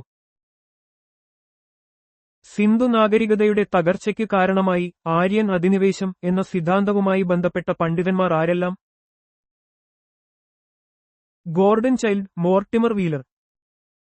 ഗോർഡൻ ചൈൽഡ്, മോർട്ടിമർ വീലർ തുടങ്ങിയ പണ്ഡിതന്മാരാണ് സിന്ധുനദീതട സംസ്കാരത്തിന്റെ തകർച്ചയ്ക്ക് ആര്യൻ അധിനിവേശത്തെ ഒരു കാരണമായി ചൂണ്ടിക്കാണിച്ചത്. എന്നാൽ ഈ സിദ്ധാന്തം ഇപ്പോൾ പല ചരിത്രകാരന്മാരും തള്ളിക്കളയുന്നുണ്ട്. സിന്ധു നാഗരികതയുടെ തകർച്ചയ്ക്ക് കാലാവസ്ഥാ വ്യതിയാനം ഒരു കാരണമായി മുന്നോട്ടുവെച്ചത് ആരെല്ലാം? Aurel Stein, A N. Ghosh. Aurel Stein, A N. Ghosh എന്നിവർ സിന്ധുനദീതട സംസ്കാരത്തിന്റെ തകർച്ചയ്ക്ക് കാലാവസ്ഥാ വ്യതിയാനം ഒരു പ്രധാന കാരണമായി നിർദ്ദേശിച്ചു. ഈ സിദ്ധാന്തമനുസരിച്ച് ദീർഘകാല വരൾച്ചയും മഴയുടെ ലഭ്യതയിലെ മാറ്റങ്ങളും ജനവാസ കേന്ദ്രങ്ങളെയും കൃഷിയെയും പ്രതികൂലമായി ബാധിച്ചു. സിന്ധു നാഗരികതയുടെ തകർച്ചയ്ക്ക് പ്രകൃതി ദുരന്തം ഒരു കാരണമായി ആരോപിച്ച പണ്ഡിതനാര്? കെ.യു.ആർ. കെന്നഡി. കെ.യു.ആർ. കെന്നഡി സിന്ധുനദീതട സംസ്കാരത്തിന്റെ തകർച്ചയ്ക്ക് ഒരു കാരണമായി പ്രകൃതി ദുരന്തങ്ങളെ ചൂണ്ടിക്കാട്ടി. നദികളുടെ ഗതിമാറ്റം, ഭൂകമ്പങ്ങൾ അല്ലെങ്കിൽ മറ്റു വലിയ പ്രകൃതിക്ഷോഭങ്ങൾ എന്നിവ ഈ നാഗരികതയുടെ അന്ത്യത്തിലേക്ക് നയിച്ചിരിക്കാമെന്ന് അദ്ദേഹം വാദിച്ചു. മാക്കയും മാർഷലും അനുസരിച്ച് സിന്ധു നാഗരികതയുടെ തകർച്ചയുടെ ഒരു പ്രധാന കാരണം എന്തായിരുന്നു? വെള്ളപ്പൊക്കം. ജോൺ മാർഷൽ, ഏണസ്റ്റ് മാക്കേ തുടങ്ങിയ ആദ്യകാല ഗവേഷകർ സിന്ധുനദീതട നഗരങ്ങളിൽ, പ്രത്യേകിച്ച് മോഹൻജോദാറോയിൽ, തുടർച്ചയായതും വിനാശകരവുമായ വെള്ളപ്പൊക്കമാണ് നാഗരികതയുടെ തകർച്ചയ്ക്ക് കാരണമായതെന്ന് അഭിപ്രായപ്പെട്ടു. സിന്ധുനദിയുടെ ഗതിയിലെ മാറ്റങ്ങളും അണക്കെട്ടുകളുടെ തകർച്ചയും ഇതിന് കാരണമായി ചൂണ്ടിക്കാട്ടി. സിന്ധു നാഗരികതയുടെ തകർച്ചയുമായി ബന്ധപ്പെട്ട പാരിസ്ഥിതിക അസന്തുലിതാവസ്ഥ സിദ്ധാന്തവുമായി ബന്ധപ്പെട്ട പണ്ഡിതൻ ആര്? Walter Fairservis. Walter Fairservis സിന്ധുനദീതട സംസ്കാരത്തിന്റെ തകർച്ചയ്ക്ക് പാരിസ്ഥിതിക അസന്തുലിതാവസ്ഥ ഒരു പ്രധാന കാരണമായി നിർദ്ദേശിച്ചു. ജനസംഖ്യാ വർധനവ്, വനനശീകരണം, മണ്ണൊലിപ്പ് തുടങ്ങിയ കാരണങ്ങളാൽ പരിസ്ഥിതിക്ക് താങ്ങാനാവുന്നതിലും അപ്പുറം സമ്മർദ്ദം വന്നതാണ് ഈ നാഗരികതയുടെ അധപതനത്തിന് വഴിവെച്ചത് എന്ന് അദ്ദേഹം വാദിക്കുന്നു. ഹാരപ്പ ഏത് നദിയുടെ തീരത്താണ് സ്ഥിതി ചെയ്യുന്നത്? രവി നദി. പാകിസ്ഥാനിലെ പഞ്ചാബിൽ സ്ഥിതി ചെയ്യുന്ന ഹാരപ്പ സിന്ധുനദീതട സംസ്കാരത്തിലെ ഏറ്റവും പ്രധാനപ്പെട്ട കേന്ദ്രങ്ങളിലൊന്നാണ്. ഈ നഗരം രവി നദിയുടെ തീരത്താണ് നിലനിന്നിരുന്നത്. സിന്ധുനദീതടത്തിലെ പ്രധാന കേന്ദ്രങ്ങളും അവ സ്ഥിതി ചെയ്യുന്ന നദികളും പരീക്ഷകൾക്ക് പ്രധാനപ്പെട്ട ചോദ്യങ്ങളാണ്. മോഹൻജൊദാരോ ഏത് നദീതീരത്താണ് സ്ഥിതി ചെയ്യുന്നത്? സിന്ധു നദി. മോഹൻജൊദാരോ സിന്ധു നദീതട സംസ്കാരത്തിലെ ഏറ്റവും വലിയ നഗരങ്ങളിലൊന്നാണ്. പാകിസ്ഥാനിലെ സിന്ധ് പ്രവിശ്യയിൽ സ്ഥിതി ചെയ്യുന്ന ഈ പ്രദേശം യുനെസ്കോ ലോക പൈതൃക കേന്ദ്രമാണ്. സിന്ധു നദിയുമായുള്ള സാമീപ്യം നഗരത്തിന്റെ കാർഷിക, വാണിജ്യ പുരോഗതിക്ക് നിർണായകമായിരുന്നു. റോബർ ഏത് നദീതീരത്താണ് സ്ഥിതി ചെയ്യുന്നത്? സത്ലജ് നദി. പഞ്ചാബിലെ സത്ലജ് നദിയുടെ തീരത്തുള്ള റോബർ ഇപ്പോൾ രൂപ്നഗർ, ഹാരപ്പൻ സംസ്കാരത്തിന്റെ കിഴക്കൻ അതിർത്തി പ്രദേശങ്ങളിലൊന്നാണ്. സിന്ധു നദീതട സംസ്കാരത്തിന്റെ വിവിധ ഘട്ടങ്ങളിലെ ആവാസവ്യവസ്ഥയെക്കുറിച്ചുള്ള വിവരങ്ങൾ ഇവിടെ നിന്ന് ലഭിച്ചിട്ടുണ്ട്. കാളിബംഗൻ ഏത് നദീതീരത്താണ് സ്ഥിതി ചെയ്യുന്നത്? ഗഗ്ഗർ നദി. രാജസ്ഥാനിലെ ഗഗ്ഗർ നദിയുടെ തീരത്ത് സ്ഥിതി ചെയ്യുന്ന കാളിബംഗൻ ഹാരപ്പൻ സംസ്കാരത്തിലെ പ്രധാനപ്പെട്ട ഒരു കേന്ദ്രമാണ്. ഇവിടെ നിന്നാണ് ലോകത്തിലെ ആദ്യത്തെ ഉഴവുചാലുകൾ കണ്ടെത്തിയത്. ഇത് കൃഷിയിൽ അവർക്കുണ്ടായിരുന്ന വൈദഗ്ധ്യം വ്യക്തമാക്കുന്നു. ലോഥൽ ഏത് നദീതീരത്താണ് സ്ഥിതി ചെയ്യുന്നത്? ഭോഗവ നദി. ഗുജറാത്തിലെ ഭോഗവ നദിയുടെ തീരത്തുള്ള ലോഥൽ സിന്ധു നദീതട സംസ്കാരത്തിലെ ഒരു പ്രധാന തുറമുഖ നഗരമായിരുന്നു. ഇവിടെ നിന്ന് കണ്ടെത്തിയ കപ്പൽത്താവളം പുരാതന കാലത്തെ സമുദ്രവ്യാപാരത്തിന്റെ തെളിവാണ്. സുൽക്കഗൻഡോർ ഏത് നദീതീരത്താണ് സ്ഥിതി ചെയ്യുന്നത്? ദാഷ്ത് നദി. പാകിസ്ഥാനിലെ ബലൂചിസ്ഥാനിൽ ദാഷ്ത് നദിയുടെ തീരത്ത് സ്ഥിതി ചെയ്യുന്ന സുൽക്കഗൻഡോർ സിന്ധു നദീതട സംസ്കാരത്തിന്റെ ഏറ്റവും പടിഞ്ഞാറൻ അതിർത്തി പ്രദേശമാണ്. മെസൊപ്പൊട്ടേമിയയുമായി വ്യാപാര ബന്ധങ്ങൾ നിലനിർത്തുന്നതിൽ ഈ തുറമുഖ നഗരം പ്രധാന പങ്ക് വഹിച്ചു. സോക്താക്കോ ഏത് നദീതീരത്താണ് സ്ഥിതി ചെയ്യുന്നത്? ഷാദി കൗർ നദി. പാകിസ്ഥാനിലെ മഗ്രാൻ തീരത്തുള്ള സോക്താക്കോ ഷാദി കൗർ നദിയുടെ തീരത്ത് സ്ഥിതി ചെയ്യുന്നു. സിന്ധു നദീതട സംസ്കാരത്തിന്റെ കടൽത്തീരത്തുള്ള ഒരു വാണിജ്യ കേന്ദ്രമായിരുന്നു ഇത്. ആലംഗിർപൂർ ഏത് നദീതീരത്താണ് സ്ഥിതി ചെയ്യുന്നത്? ഹിൻഡൻ നദി. ഉത്തർപ്രദേശിലെ ഹിൻഡൻ നദിയുടെ തീരത്തുള്ള ആലംഗിർപൂർ സിന്ധു നദീതട സംസ്കാരത്തിന്റെ കിഴക്കൻ അതിർത്തി പ്രദേശമായി കണക്കാക്കപ്പെടുന്നു. ഗംഗ യമുന ദ്വാബിലേക്കുള്ള ഹാരപ്പൻ സ്വാധീനത്തിന്റെ തെളിവുകൾ ഇവിടെ നിന്ന് ലഭിച്ചിട്ടുണ്ട്. രംഗപൂർ ഏത് നദീതീരത്താണ് സ്ഥിതി ചെയ്യുന്നത്? ഭാദർ നദി. ഗുജറാത്തിലെ ഭാദർ നദിയുടെ തീരത്ത് സ്ഥിതി ചെയ്യുന്ന രംഗപൂർ ഹാരപ്പൻ സംസ്കാരത്തിനു ശേഷമുള്ള കാലഘട്ടത്തിലെ ലേറ്റ് ഹറപ്പൻ ആൻഡ് പോസ്റ്റ് ഹറപ്പൻ പ്രധാനപ്പെട്ട ഒരു കേന്ദ്രമാണ്. സിന്ധു നദീതട സംസ്കാരത്തിന്റെ തകർച്ചയ്ക്കു ശേഷമുള്ള പരിവർത്തന ഘട്ടങ്ങളെക്കുറിച്ച് പഠിക്കാൻ ഇത് സഹായിക്കുന്നു. കോട്ട് ഡിജി ഏത് നദീതീരത്താണ് സ്ഥിതി ചെയ്യുന്നത്? സിന്ധു നദി. പാകിസ്ഥാനിലെ സിന്ധ് പ്രവിശ്യയിൽ സിന്ധു നദിയുടെ കിഴക്കൻ തീരത്താണ് കോട്ട് ഡിജി സ്ഥിതി ചെയ്യുന്നത്. ഹാരപ്പൻ സംസ്കാരത്തിന്റെ ആദ്യകാലഘട്ടങ്ങളെക്കുറിച്ചുള്ള പഠനങ്ങൾക്ക് ഈ പ്രദേശം വളരെ പ്രധാനപ്പെട്ടതാണ്. കുനാൽ ഏത് നദീതീരത്താണ് സ്ഥിതി ചെയ്യുന്നത്? സരസ്വതി നദി. ഹരിയാനയിലെ സരസ്വതി നദിയുടെ തീരത്ത് സ്ഥിതി ചെയ്യുന്ന കുനാൽ ഹാരപ്പൻ സംസ്കാരത്തിന്റെ ആദ്യകാലഘട്ടങ്ങളിലെ ഒരു പ്രധാന കേന്ദ്രമാണ്. ഇവിടെ നിന്ന് കണ്ടെത്തിയ സ്വർണ്ണാഭരണങ്ങളും മറ്റു വസ്തുക്കളും പുരാതന സമൂഹത്തിന്റെ സമ്പത്ത് വെളിപ്പെടുത്തുന്നു. ചൻഹുദാരോ ഏത് നദീതീരത്താണ് സ്ഥിതി ചെയ്യുന്നത്? സിന്ധു നദി. ചൻഹുദാരോ സിന്ധു നദീതീരത്ത് സ്ഥിതി ചെയ്യുന്ന ഒരു പ്രധാനപ്പെട്ട ഹാരപ്പൻ കേന്ദ്രമാണ്. പാകിസ്ഥാനിലെ സിന്ധ് പ്രവിശ്യയിൽ സ്ഥിതി ചെയ്യുന്ന ഈ സ്ഥലം വ്യവസായ കേന്ദ്രമായും മുത്തുകൾ നിർമ്മിക്കുന്നതിനും പേരുകേട്ടതാണ്. ഇവിടെ ഒരു കോട്ടയുടെ അഭാവം ഒരു പ്രത്യേകതയാണ്. ബനാവലി ഏത് നദീതീരത്താണ് സ്ഥിതി ചെയ്യുന്നത്? സരസ്വതി നദി. ഹരിയാനയിലെ ഫത്തേഹാബാദ് ജില്ലയിൽ സ്ഥിതി ചെയ്യുന്ന ബനാവലി സരസ്വതി നദീതീരത്തുള്ള ഒരു സിന്ധു നദീതട കേന്ദ്രമാണ്. ഈ നഗരത്തിന് ഒരു ഹാരപ്പൻ ഘട്ടവും ഒരു പ്രീ ഹാരപ്പൻ ഘട്ടവും ഉണ്ടായിരുന്നു. ബാർലി കൃഷിക്ക് തെളിവുകൾ ഇവിടെ നിന്ന് ലഭിച്ചിട്ടുണ്ട്. മാൻഡ ഏത് നദീതീരത്താണ് സ്ഥിതി ചെയ്യുന്നത്? ചിനാബ് നദി. ചിനാബ് നദിയുടെ തീരത്തുള്ള മാൻഡ ജമ്മു കശ്മീരിലാണ് സ്ഥിതി ചെയ്യുന്നത്. സിന്ധു നദീതട നാഗരികതയുടെ ഏറ്റവും വടക്കേറ്റത്തുള്ള സ്ഥലമായി ഇത് കണക്കാക്കപ്പെടുന്നു. ഹാരപ്പൻ സംസ്കാരത്തിന്റെ വിവിധ ഘട്ടങ്ങളിലെ തെളിവുകൾ ഇവിടെ നിന്ന് ലഭിച്ചിട്ടുണ്ട്. ഭഗവാൻപുര ഏത് നദീതീരത്താണ് സ്ഥിതി ചെയ്യുന്നത്? സരസ്വതി നദി. ഹരിയാനയിലെ കുരുക്ഷേത്ര ജില്ലയിൽ സ്ഥിതി ചെയ്യുന്ന ഭഗവാൻപുര സരസ്വതി നദീതീരത്തുള്ള ഒരു പുരാവസ്തു കേന്ദ്രമാണ്. പിൽക്കാല ഹാരപ്പൻ സംസ്കാരവും ചിത്രീകരിച്ച ചാരനിറമുള്ള മൺപാത്ര സംസ്കാരവും തമ്മിലുള്ള സഹവർത്തിത്വത്തെക്കുറിച്ചുള്ള തെളിവുകൾ ഇവിടെ നിന്ന് ലഭിച്ചിട്ടുണ്ട്. ദായിമാബാദ് ഏത് നദീതീരത്താണ് സ്ഥിതി ചെയ്യുന്നത്? പ്രവാര നദി. മഹാരാഷ്ട്രയിലെ അഹമ്മദ്നഗർ ജില്ലയിൽ പ്രവാര നദിയുടെ തീരത്താണ് ദായിമാബാദ് സ്ഥിതി ചെയ്യുന്നത്. സിന്ധു നദീതട നാഗരികതയുടെ ഏറ്റവും തെക്കേയറ്റത്തുള്ള സ്ഥലമായി ഇത് അറിയപ്പെടുന്നു. ചെമ്പ് രഥം, കാളവണ്ടി, ആന തുടങ്ങിയ വെങ്കല രൂപങ്ങൾ ഇവിടെ നിന്ന് കണ്ടെത്തിയിട്ടുണ്ട്. അമ്രി ഏത് നദീതീരത്താണ് സ്ഥിതി ചെയ്യുന്നത്? സിന്ധു നദി. പാകിസ്ഥാനിലെ സിന്ധ് പ്രവിശ്യയിൽ സിന്ധു നദീതീരത്താണ് അമ്രി സ്ഥിതി ചെയ്യുന്നത്. സിന്ധു നദീതട നാഗരികതയുടെ ഒരു പ്രധാനപ്പെട്ട കേന്ദ്രമായ ഇവിടെ പ്രീ ഹാരപ്പൻ ഘട്ടങ്ങളിലെ തെളിവുകൾ ലഭ്യമാണ്. ഈ പ്രദേശത്തെ ആദ്യകാല കുടിയേറ്റങ്ങളുടെ പഠനത്തിന് ഇത് സഹായകമാണ്. സിന്ധു നദീതട നാഗരികത ചെമ്പ് ശേഖരിച്ചത് ഏത് പ്രദേശങ്ങളിൽ നിന്നാണ്? കേത്രി, രാജസ്ഥാൻ, ബലൂചിസ്ഥാൻ, ഒമാൻ. സിന്ധു നദീതട ജനതയ്ക്ക് ചെമ്പ് ഒരു പ്രധാന ലോഹമായിരുന്നു. അത് ഉപകരണങ്ങൾക്കും ആയുധങ്ങൾക്കും ആഭരണങ്ങൾക്കും ഉപയോഗിച്ചിരുന്നു.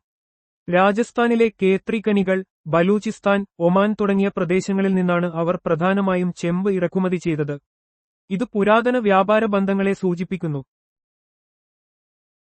സിന്ധു നദീതട നാഗരികത ലാപിസ് ലസൂലി എവിടെ നിന്ന് കണ്ടെത്തി? ബദ്ഷാൻ, അഫ്ഗാനിസ്ഥാൻ. അഫ്ഗാനിസ്ഥാനിലെ ബദ്ഷാനിൽ നിന്നാണ് സിന്ധു നദീതട ജനത ലാപിസ് ലസൂലി എന്ന അമൂല്യമായ നീലക്കല്ല് പ്രധാനമായും ശേഖരിച്ചിരുന്നത്. ഈ കല്ല് ആഭരണങ്ങൾ, മുദ്രകൾ, അലങ്കാര വസ്തുക്കൾ എന്നിവ നിർമ്മിക്കാൻ ഉപയോഗിച്ചിരുന്നു. ഇത് ദൂരദേശങ്ങളുമായുള്ള അവരുടെ വ്യാപാര ബന്ധങ്ങൾക്ക് തെളിവാണ്. സിന്ധു നദീതട നാഗരികത ടിൻ ശേഖരിച്ചത് ഏത് പ്രദേശങ്ങളിൽ നിന്നാണ്? ഇറാനും അഫ്ഗാനിസ്ഥാനും. സിന്ധു നദീതട ജനത വെങ്കലം നിർമ്മിക്കുന്നതിന് ടിൻ ഉപയോഗിച്ചിരുന്നു. അത് ചെമ്പുമായി കൂട്ടിക്കലർത്തിയാണ് ഉണ്ടാക്കിയിരുന്നത്. ഇറാൻ, അഫ്ഗാനിസ്ഥാൻ എന്നിവിടങ്ങളിൽ നിന്നാണ് അവർ പ്രധാനമായും ടിൻ ഇറക്കുമതി ചെയ്തിരുന്നത്. ഇത് അവരുടെ സാങ്കേതിക വിദ്യയെയും വിപുലമായ വ്യാപാര ശൃംഖലയെയും സൂചിപ്പിക്കുന്നു. സിന്ധു നദീതട നാഗരികതയ്ക്ക് വെള്ളി ലഭിച്ചിരുന്ന പ്രധാന പ്രദേശങ്ങൾ ഏതൊക്കെയായിരുന്നു? രാജസ്ഥാനിലെ ജവാർ, അജ്മീർ ഖനികൾ, അഫ്ഗാനിസ്ഥാൻ, ഇറാൻ. ആഭരണങ്ങൾക്കും അലങ്കാര വസ്തുക്കൾക്കും വേണ്ടി സിന്ധു നദീതട ജനത വെള്ളി ഉപയോഗിച്ചിരുന്നു. രാജസ്ഥാനിലെ ജവാർ, അജ്മീർ ഖനികൾ, അഫ്ഗാനിസ്ഥാൻ, ഇറാൻ എന്നിവിടങ്ങളിൽ നിന്നാണ് അവർ വെള്ളി പ്രധാനമായും ശേഖരിച്ചിരുന്നത്. ഇത് അവരുടെ സമ്പദ്വ്യവസ്ഥയുടെയും വ്യാപാര ബന്ധങ്ങളുടെയും പ്രാധാന്യം വെളിപ്പെടുത്തുന്നു. സിന്ധു നദീതട സംസ്കാരം ഈയം എവിടെ നിന്നാണ് ശേഖരിച്ചത്? അഫ്ഗാനിസ്ഥാൻ, ഇറാൻ, അജ്മീർ, രാജസ്ഥാൻ. സിന്ധു നദീതട നിവാസികൾ ലോഹങ്ങൾ, രത്നങ്ങൾ തുടങ്ങിയവ വിവിധ പ്രദേശങ്ങളിൽ നിന്ന് ഇറക്കുമതി ചെയ്തിരുന്നു. ഈയം പ്രത്യേകിച്ച് ഉപകരണങ്ങൾക്കും മറ്റ് ആവശ്യങ്ങൾക്കും ഉപയോഗിച്ചിരുന്ന ഒരു പ്രധാന ലോഹമായിരുന്നു. ഇത് അവരുടെ വ്യാപാരബന്ധങ്ങളെയും സാമ്പത്തിക വിനിമയങ്ങളെയും സൂചിപ്പിക്കുന്നു. സിന്ധു നദീതട സംസ്കാരം ബിറ്റുമിൻ എവിടെ നിന്നാണ് ശേഖരിച്ചത്? ഹിമാലയൻ പ്രദേശം. നിർമ്മാണ പ്രവർത്തനങ്ങൾക്കും ജലരോധനത്തിനും സിന്ധു നദീതട നിവാസികൾ ബിറ്റുമിൻ ഉപയോഗിച്ചിരുന്നു. ഇതിന്റെ പ്രധാന ഉറവിടം ഹിമാലയൻ പ്രദേശങ്ങളായിരുന്നു. ഇത് അവരുടെ വിപുലമായ വ്യാപാര ശൃംഖലയെയും വൈവിധ്യമാർന്ന വിഭവ ഉപയോഗത്തെയും വ്യക്തമാക്കുന്നു. സിന്ധു നദീതട സംസ്കാരം ഗോമേതകം എവിടെ നിന്നാണ് നേടിയത്? ഗുജറാത്ത്, ഇന്ത്യ. ഗോമേതകം ഒരുതരം രത്നമാണ്. ആഭരണങ്ങൾ ഉണ്ടാക്കാനും അലങ്കാര വസ്തുക്കളായി ഉപയോഗിക്കാനും ഇത് സിന്ധു നദീതട നിവാസികൾ ഉപയോഗിച്ചിരുന്നു. ഗുജറാത്തിലെ ഉറവിടങ്ങൾ ഈ രത്നത്തിന്റെ പ്രാദേശിക ശേഖരത്തെയും സിന്ധു നദീതടത്തിലെ കരകൗശലവിദ്യകളെയും സൂചിപ്പിക്കുന്നു. ഹാരപ്പ ഖനനം ചെയ്തതാര്? ഏതു വർഷം?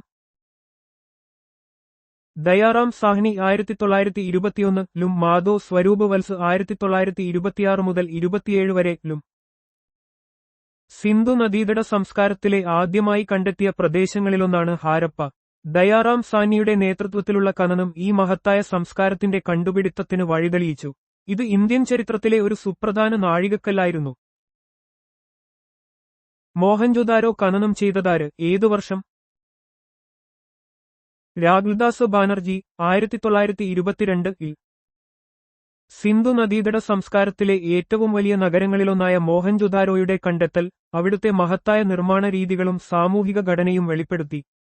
രാഗ്ദാസ് ബാനർജിയുടെ ഈ കണ്ടുപിടുത്തം പുരാവസ്തു പഠനങ്ങളിൽ വളരെ പ്രാധാന്യമർഹിക്കുന്നു. ചാൻഹുദാരോ ഖനനം ചെയ്തതാര്? ഏതു വർഷം? എൻ. ജി. മജുംദാർ 1931 ൽ. സിന്ധു നദീതട സംസ്കാരത്തിലെ പ്രധാനപ്പെട്ട ഒരു വ്യവസായ കേന്ദ്രമായിരുന്നു Chanhudaro. എൻ.ജി.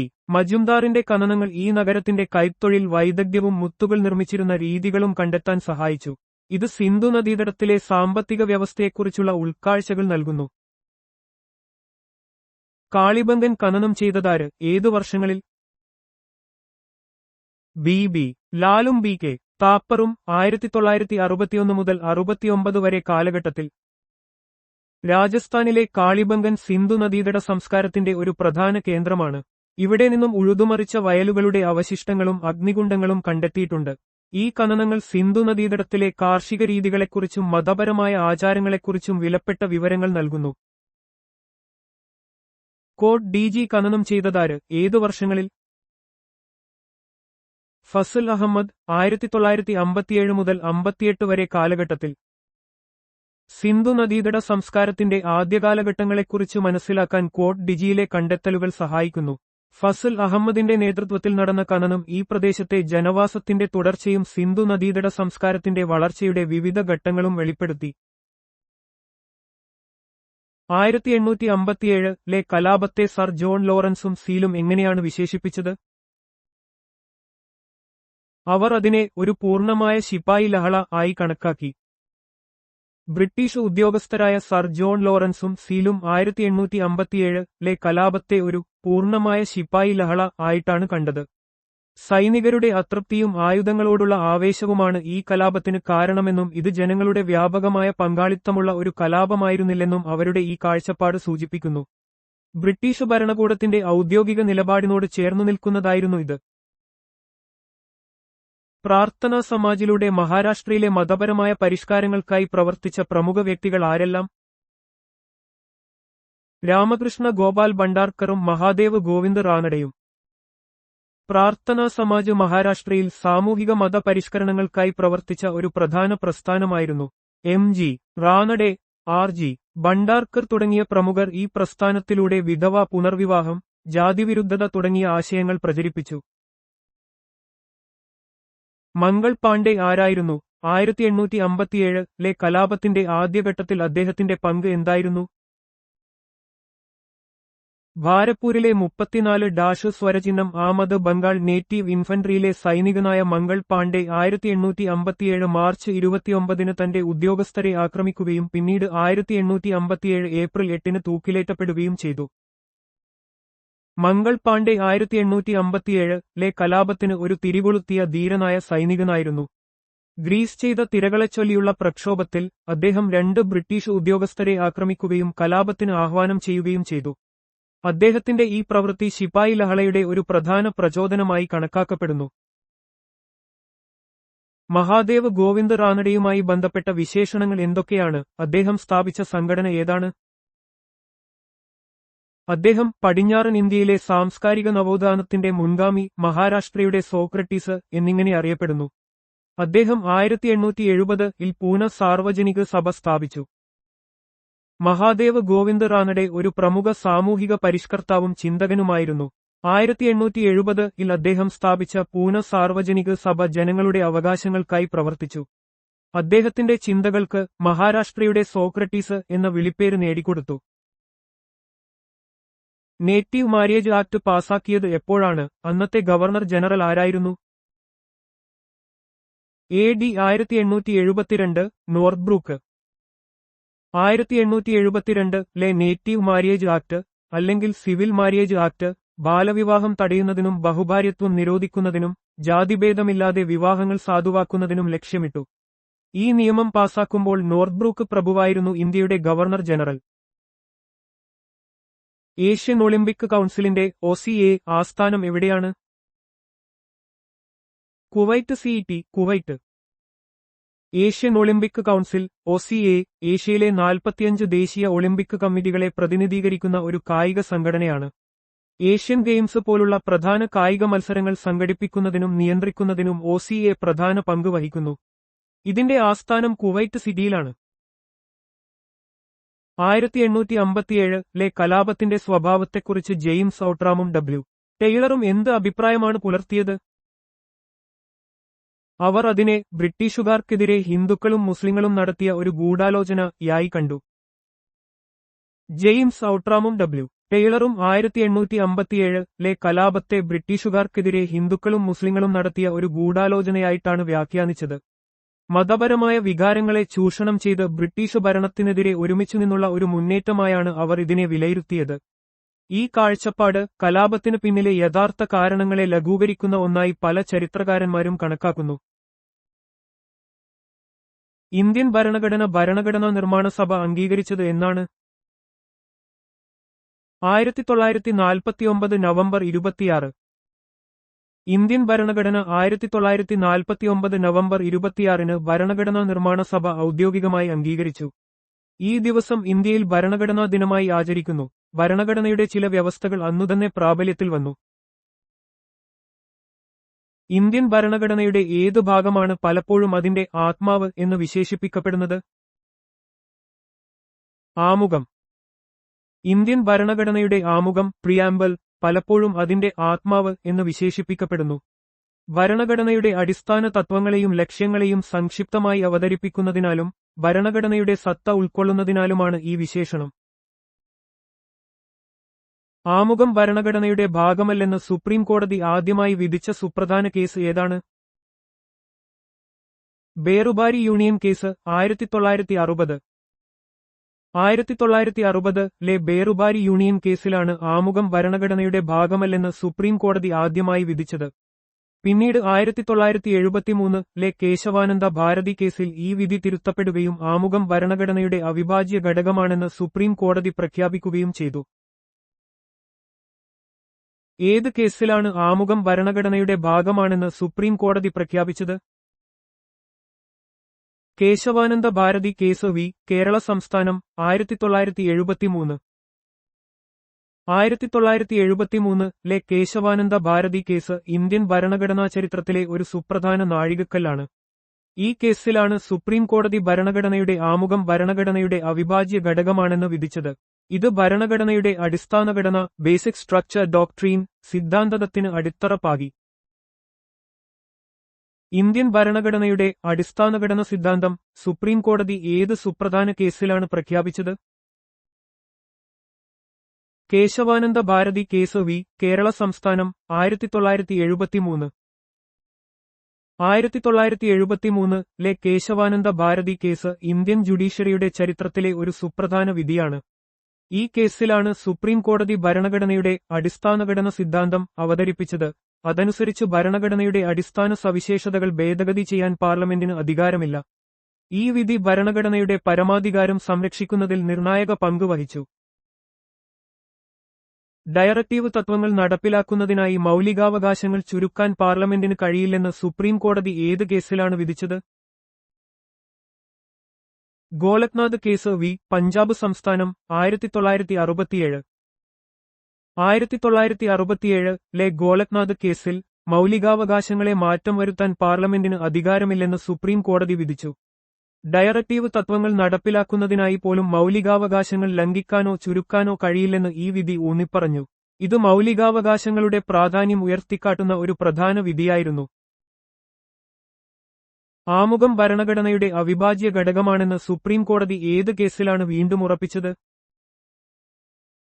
SR. Bommai case v. Union of India, 1994.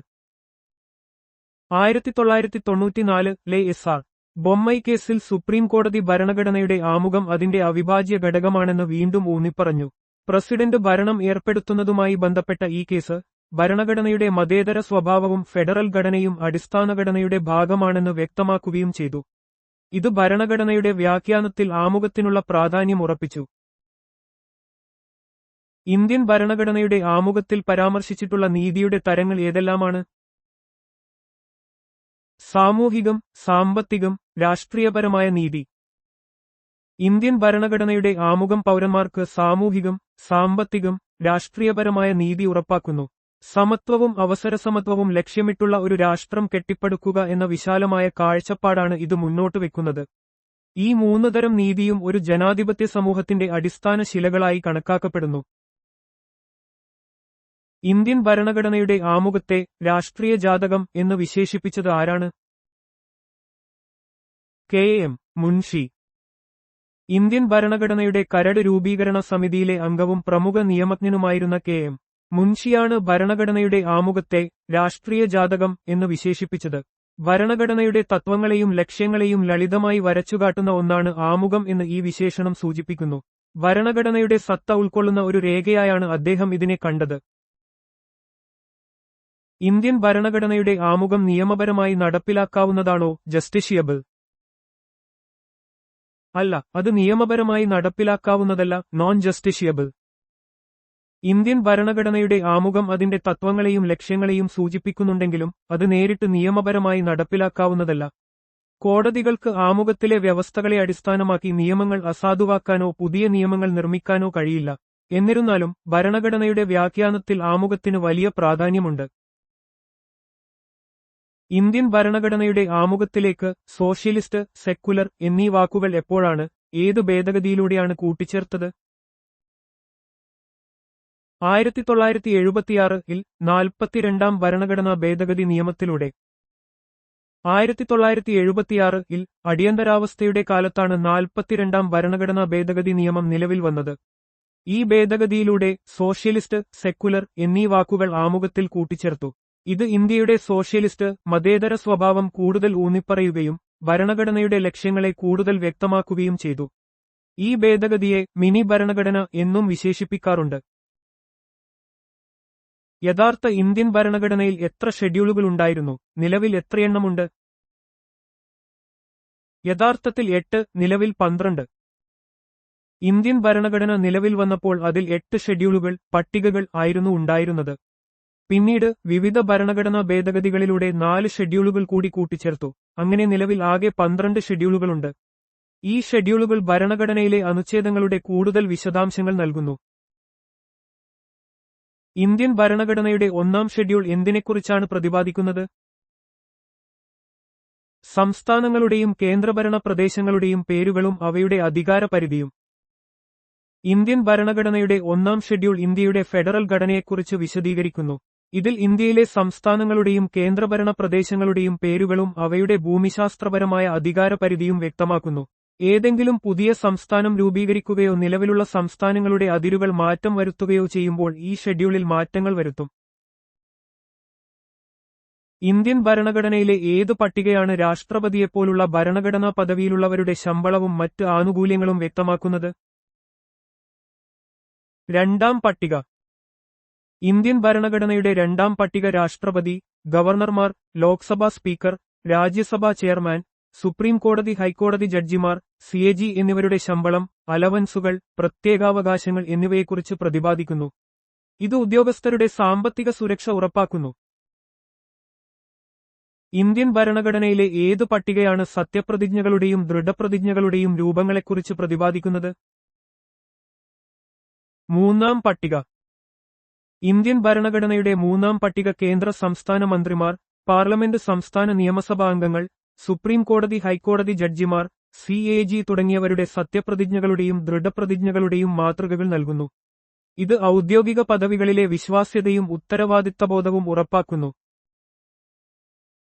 Indian ഭരണഘടനയിലെ ഏതു പട്ടികയാണ് രാജ്യസഭയിൽ സംസ്ഥാനങ്ങൾക്കും കേന്ദ്രഭരണ പ്രദേശങ്ങൾക്കും സീറ്റുകൾ അനുവദിക്കുന്നത്?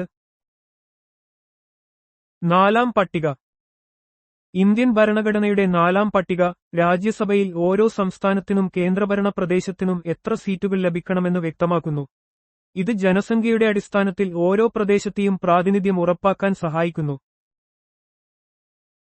ഇന്ത്യൻ ഭരണഘടനയുടെ 5-ാം പട്ടിക എന്തിനെക്കുറിച്ചാണ് പ്രതിപാദിക്കുന്നത്? പട്ടികപ്രദേശങ്ങളുടെയും പട്ടികവർഗങ്ങളുടെയും ഭരണവും നിയന്ത്രണവും. ഇന്ത്യൻ ഭരണഘടനയുടെ 5-ാം പട്ടിക അസം, മേഘാലയ, ത്രിപുര, മിസോറാം ഒഴികെയുള്ള സംസ്ഥാനങ്ങളിലെ പട്ടികപ്രദേശങ്ങളുടെയും പട്ടികവർഗങ്ങളുടെയും ഭരണവും നിയന്ത്രണവും സംബന്ധിച്ച വ്യവസ്ഥകൾ നൽകുന്നു. ഈ മേഖലകളിലെ തദ്ദേശീയ ജനതയുടെ അവകാശങ്ങളും സംസ്കാരവും സംരക്ഷിക്കുക എന്നതാണ് ഇതിന്റെ പ്രധാന ലക്ഷ്യം. ഇന്ത്യൻ ഭരണഘടനയിലെ ഏതു പട്ടികയാണ് അസം, മേഘാലയ, ത്രിപുര, മിസോറാം എന്നീ സംസ്ഥാനങ്ങളിലെ ഗോത്രവർഗ പ്രദേശങ്ങളുടെ ഭരണത്തെക്കുറിച്ച് പ്രതിപാദിക്കുന്നത്? 6-ാം പട്ടിക. ഇന്ത്യൻ ഭരണഘടനയുടെ 6-ാം പട്ടിക അസം, മേഘാലയ, ത്രിപുര, മിസോറാം എന്നീ സംസ്ഥാനങ്ങളിലെ ഗോത്രവർഗ പ്രദേശങ്ങൾക്ക് പ്രത്യേക ഭരണപരമായ വ്യവസ്ഥകൾ നൽകുന്നു. ഈ പ്രദേശങ്ങളിലെ ആദിവാസി സമൂഹങ്ങൾക്ക് സ്വയംഭരണം നൽകാനും അവരുടെ സംസ്കാരം സംരക്ഷിക്കാനും ഇത് സഹായിക്കുന്നു. ഇന്ത്യൻ ഭരണഘടനയിലെ ഏതു പട്ടികയാണ് കേന്ദ്രവും സംസ്ഥാനങ്ങളും തമ്മിലുള്ള അധികാര വിഭജനം നൽകുന്നത്? 7-ാം പട്ടിക. ഇന്ത്യൻ ഭരണഘടനയുടെ 7-ാം പട്ടിക കേന്ദ്ര ലിസ്റ്റ്, സംസ്ഥാന ലിസ്റ്റ്, കൺകറന്റ് ലിസ്റ്റ് എന്നിങ്ങനെ 3 ലിസ്റ്റുകളിലൂടെ കേന്ദ്ര സംസ്ഥാന സർക്കാരുകൾ തമ്മിലുള്ള അധികാര വിഭജനം വ്യക്തമാക്കുന്നു. ഇത് ഭരണത്തിൽ വ്യക്തതയും കാര്യക്ഷമതയും ഉറപ്പാക്കുന്നു. ഇന്ത്യൻ ഭരണഘടനയിലെ ഏതു പട്ടികയാണ് ഇന്ത്യയിലെ ഔദ്യോഗിക ഭാഷകളെ പട്ടികപ്പെടുത്തുന്നത്? 8-ാം പട്ടിക. ഇന്ത്യൻ ഭരണഘടനയുടെ 8-ാം പട്ടിക നിലവിൽ 22 ഔദ്യോഗിക ഭാഷകളെ അംഗീകരിക്കുന്നു. തുടക്കത്തിൽ 14 ഭാഷകൾ മാത്രമാണ് ഉണ്ടായിരുന്നത്. പിന്നീട് വിവിധ ഭേദഗതികളിലൂടെ കൂടുതൽ ഭാഷകൾ കൂട്ടിച്ചേർക്കപ്പെട്ടു. ചില നിയമങ്ങളും ചട്ടങ്ങളും സാധൂകരിക്കുന്നതിനായി 1951-ലെ 1-ാം ഭരണഘടനാ ഭേദഗതി നിയമത്തിലൂടെ ഭരണഘടനയിൽ കൂട്ടിച്ചേർത്ത പട്ടിക ഏതാണ്? 9-ാം പട്ടിക. 1951-ലെ 1-ാം ഭരണഘടനാ ഭേദഗതി നിയമത്തിലൂടെ 9-ാം പട്ടിക കൂട്ടിച്ചേർത്തു. ഈ പട്ടികയിൽ ഉൾപ്പെടുന്ന നിയമങ്ങളെയും ചട്ടങ്ങളെയും കോടതികളിൽ ചോദ്യം ചെയ്യുന്നത് പരിമിതപ്പെടുത്തുക എന്നതായിരുന്നു ഇതിന്റെ പ്രധാന ലക്ഷ്യം. പ്രത്യേകിച്ചും ഭൂപരിഷ്കരണ നിയമങ്ങളുമായി ബന്ധപ്പെട്ട് ഇത് ഉപയോഗിച്ചു. കൂറുമാറ്റത്തിന്റെ പേരിൽ പാർലമെന്റ് അംഗങ്ങളെയും സംസ്ഥാന നിയമസഭാ അംഗങ്ങളെയും അയോഗ്യരാക്കുന്നതിനെക്കുറിച്ച് പ്രതിപാദിക്കുന്ന പട്ടിക ഏതാണ്? 10-ാം പട്ടിക. കൂറുമാറ്റ നിരോധന നിയമം എന്നറിയപ്പെടുന്ന 10-ാം പട്ടിക 1985-ലെ 52-ാം ഭരണഘടനാ ഭേദഗതിയിലൂടെയാണ് കൂട്ടിച്ചേർത്തത്. രാഷ്ട്രീയ കൂറുമാറ്റം തടയുകയും നിയമസഭകളുടെ സ്ഥിരത ഉറപ്പാക്കുകയുമാണ് ഈ പട്ടികയുടെ പ്രധാന ലക്ഷ്യം. ഇന്ത്യൻ ഭരണഘടനയിലെ ഏതു പട്ടികയാണ് പഞ്ചായത്തുകളെക്കുറിച്ച് പ്രതിപാദിക്കുന്നത്? 11-ാം പട്ടിക. 11-ാം പട്ടിക 1992-ലെ 73-ാം ഭരണഘടനാ ഭേദഗതിയിലൂടെയാണ് കൂട്ടിച്ചേർത്തത്. പഞ്ചായത്തുകൾക്ക് 29 വിഷയങ്ങളിൽ അധികാരം നൽകി പ്രാദേശിക സ്വയംഭരണം ശക്തിപ്പെടുത്തുക എന്നതാണ് ഈ പട്ടികയുടെ പ്രധാന ലക്ഷ്യം. ഇന്ത്യൻ ഭരണഘടനയുടെ ഏതു പട്ടികയാണ് മുനിസിപ്പാലിറ്റികളുമായി ബന്ധപ്പെട്ടത്? 12-ാം പട്ടിക. ഇന്ത്യൻ ഭരണഘടനയുടെ 12-ാം പട്ടിക മുനിസിപ്പാലിറ്റികളുടെ രൂപീകരണം, അധികാരം, ഉത്തരവാദിത്തങ്ങൾ എന്നിവയെക്കുറിച്ച് പ്രതിപാദിക്കുന്നു. 1992-ലെ 74-ാം ഭരണഘടനാ ഭേദഗതി നിയമത്തിലൂടെയാണ് ഇത് കൂട്ടിച്ചേർത്തത്. നഗര സ്വയംഭരണ സ്ഥാപനങ്ങൾക്ക് ഭരണഘടനാപരമായ അംഗീകാരം നൽകുകയാണ് ഇതിലൂടെ ചെയ്തത്. ഇന്ത്യൻ ഭരണഘടനയിൽ 9-ാം പട്ടിക ഏത് ഭരണഘടനാ ഭേദഗതി നിയമത്തിലൂടെയാണ് കൂട്ടിച്ചേർത്തത്? 1-ാം ഭേദഗതി നിയമം 1951. ഭരണഘടനയുടെ 1-ാം ഭേദഗതി നിയമം 1951-ലൂടെയാണ് 9-ാം പട്ടിക കൂട്ടിച്ചേർത്തത്. ഭൂപരിഷ്കരണ നിയമങ്ങളെ കോടതിയുടെ അവലോകനത്തിൽ നിന്ന് സംരക്ഷിക്കുക എന്നതായിരുന്നു ഇതിന്റെ പ്രധാന ലക്ഷ്യം. പിന്നീട് സുപ്രീം കോടതിയുടെ ചില വിധികൾ 9-ാം പട്ടികയിലെ നിയമങ്ങളെയും അടിസ്ഥാന ഘടനയുടെ തത്വങ്ങൾ ലംഘിക്കുന്ന പക്ഷം പുനഃപരിശോധിക്കാമെന്ന് വ്യക്തമാക്കി. കൂറുമാറ്റ നിരോധന നിയമം കൈകാര്യം ചെയ്യുന്ന 10-ാം പട്ടിക ഏതു ഭേദഗതിയിലൂടെയാണ് ഭരണഘടനയിൽ കൂട്ടിച്ചേർത്തത്? 52-ാം ഭേദഗതി നിയമം 1985. 1985-ലെ 52-ാം ഭരണഘടനാ ഭേദഗതി നിയമത്തിലൂടെയാണ് 10-ാം പട്ടിക ഭരണഘടനയിൽ ഉൾപ്പെടുത്തിയത്. രാഷ്ട്രീയ പാർട്ടികളിലെ കൂറുമാറ്റം തടയുക എന്ന ലക്ഷ്യത്തോടെയാണ് ഈ നിയമം കൊണ്ടുവന്നത്. അംഗങ്ങളെ അയോഗ്യരാക്കുന്നതിനുള്ള വ്യവസ്ഥകളും നടപടിക്രമങ്ങളും ഈ പട്ടിക വിശദീകരിക്കുന്നു. പഞ്ചായത്തുകളുമായി ബന്ധപ്പെട്ട 11-ാം പട്ടിക ഇന്ത്യൻ ഭരണഘടനയിൽ ഏതു ഭരണഘടനാ ഭേദഗതി നിയമത്തിലൂടെയാണ് കൂട്ടിച്ചേർത്തത്? 73-ാം ഭേദഗതി നിയമം 1992. 1992-ലെ 73-ാം ഭരണഘടനാ ഭേദഗതി നിയമത്തിലൂടെയാണ് 11-ാം പട്ടിക ഇന്ത്യൻ ഭരണഘടനയിൽ കൂട്ടിച്ചേർത്തത്. ഇത് പഞ്ചായത്ത് രാജ് സ്ഥാപനങ്ങൾക്ക് ഭരണഘടനാപരമായ അംഗീകാരം നൽകുകയും ഗ്രാമീണ തദ്ദേശ സ്വയംഭരണ സ്ഥാപനങ്ങളുടെ അധികാരങ്ങളും ചുമതലകളും വ്യക്തമാക്കുകയും ചെയ്തു. ഈ പട്ടികയിൽ 29 വിഷയങ്ങൾ ഉൾപ്പെടുത്തിയിട്ടുണ്ട്.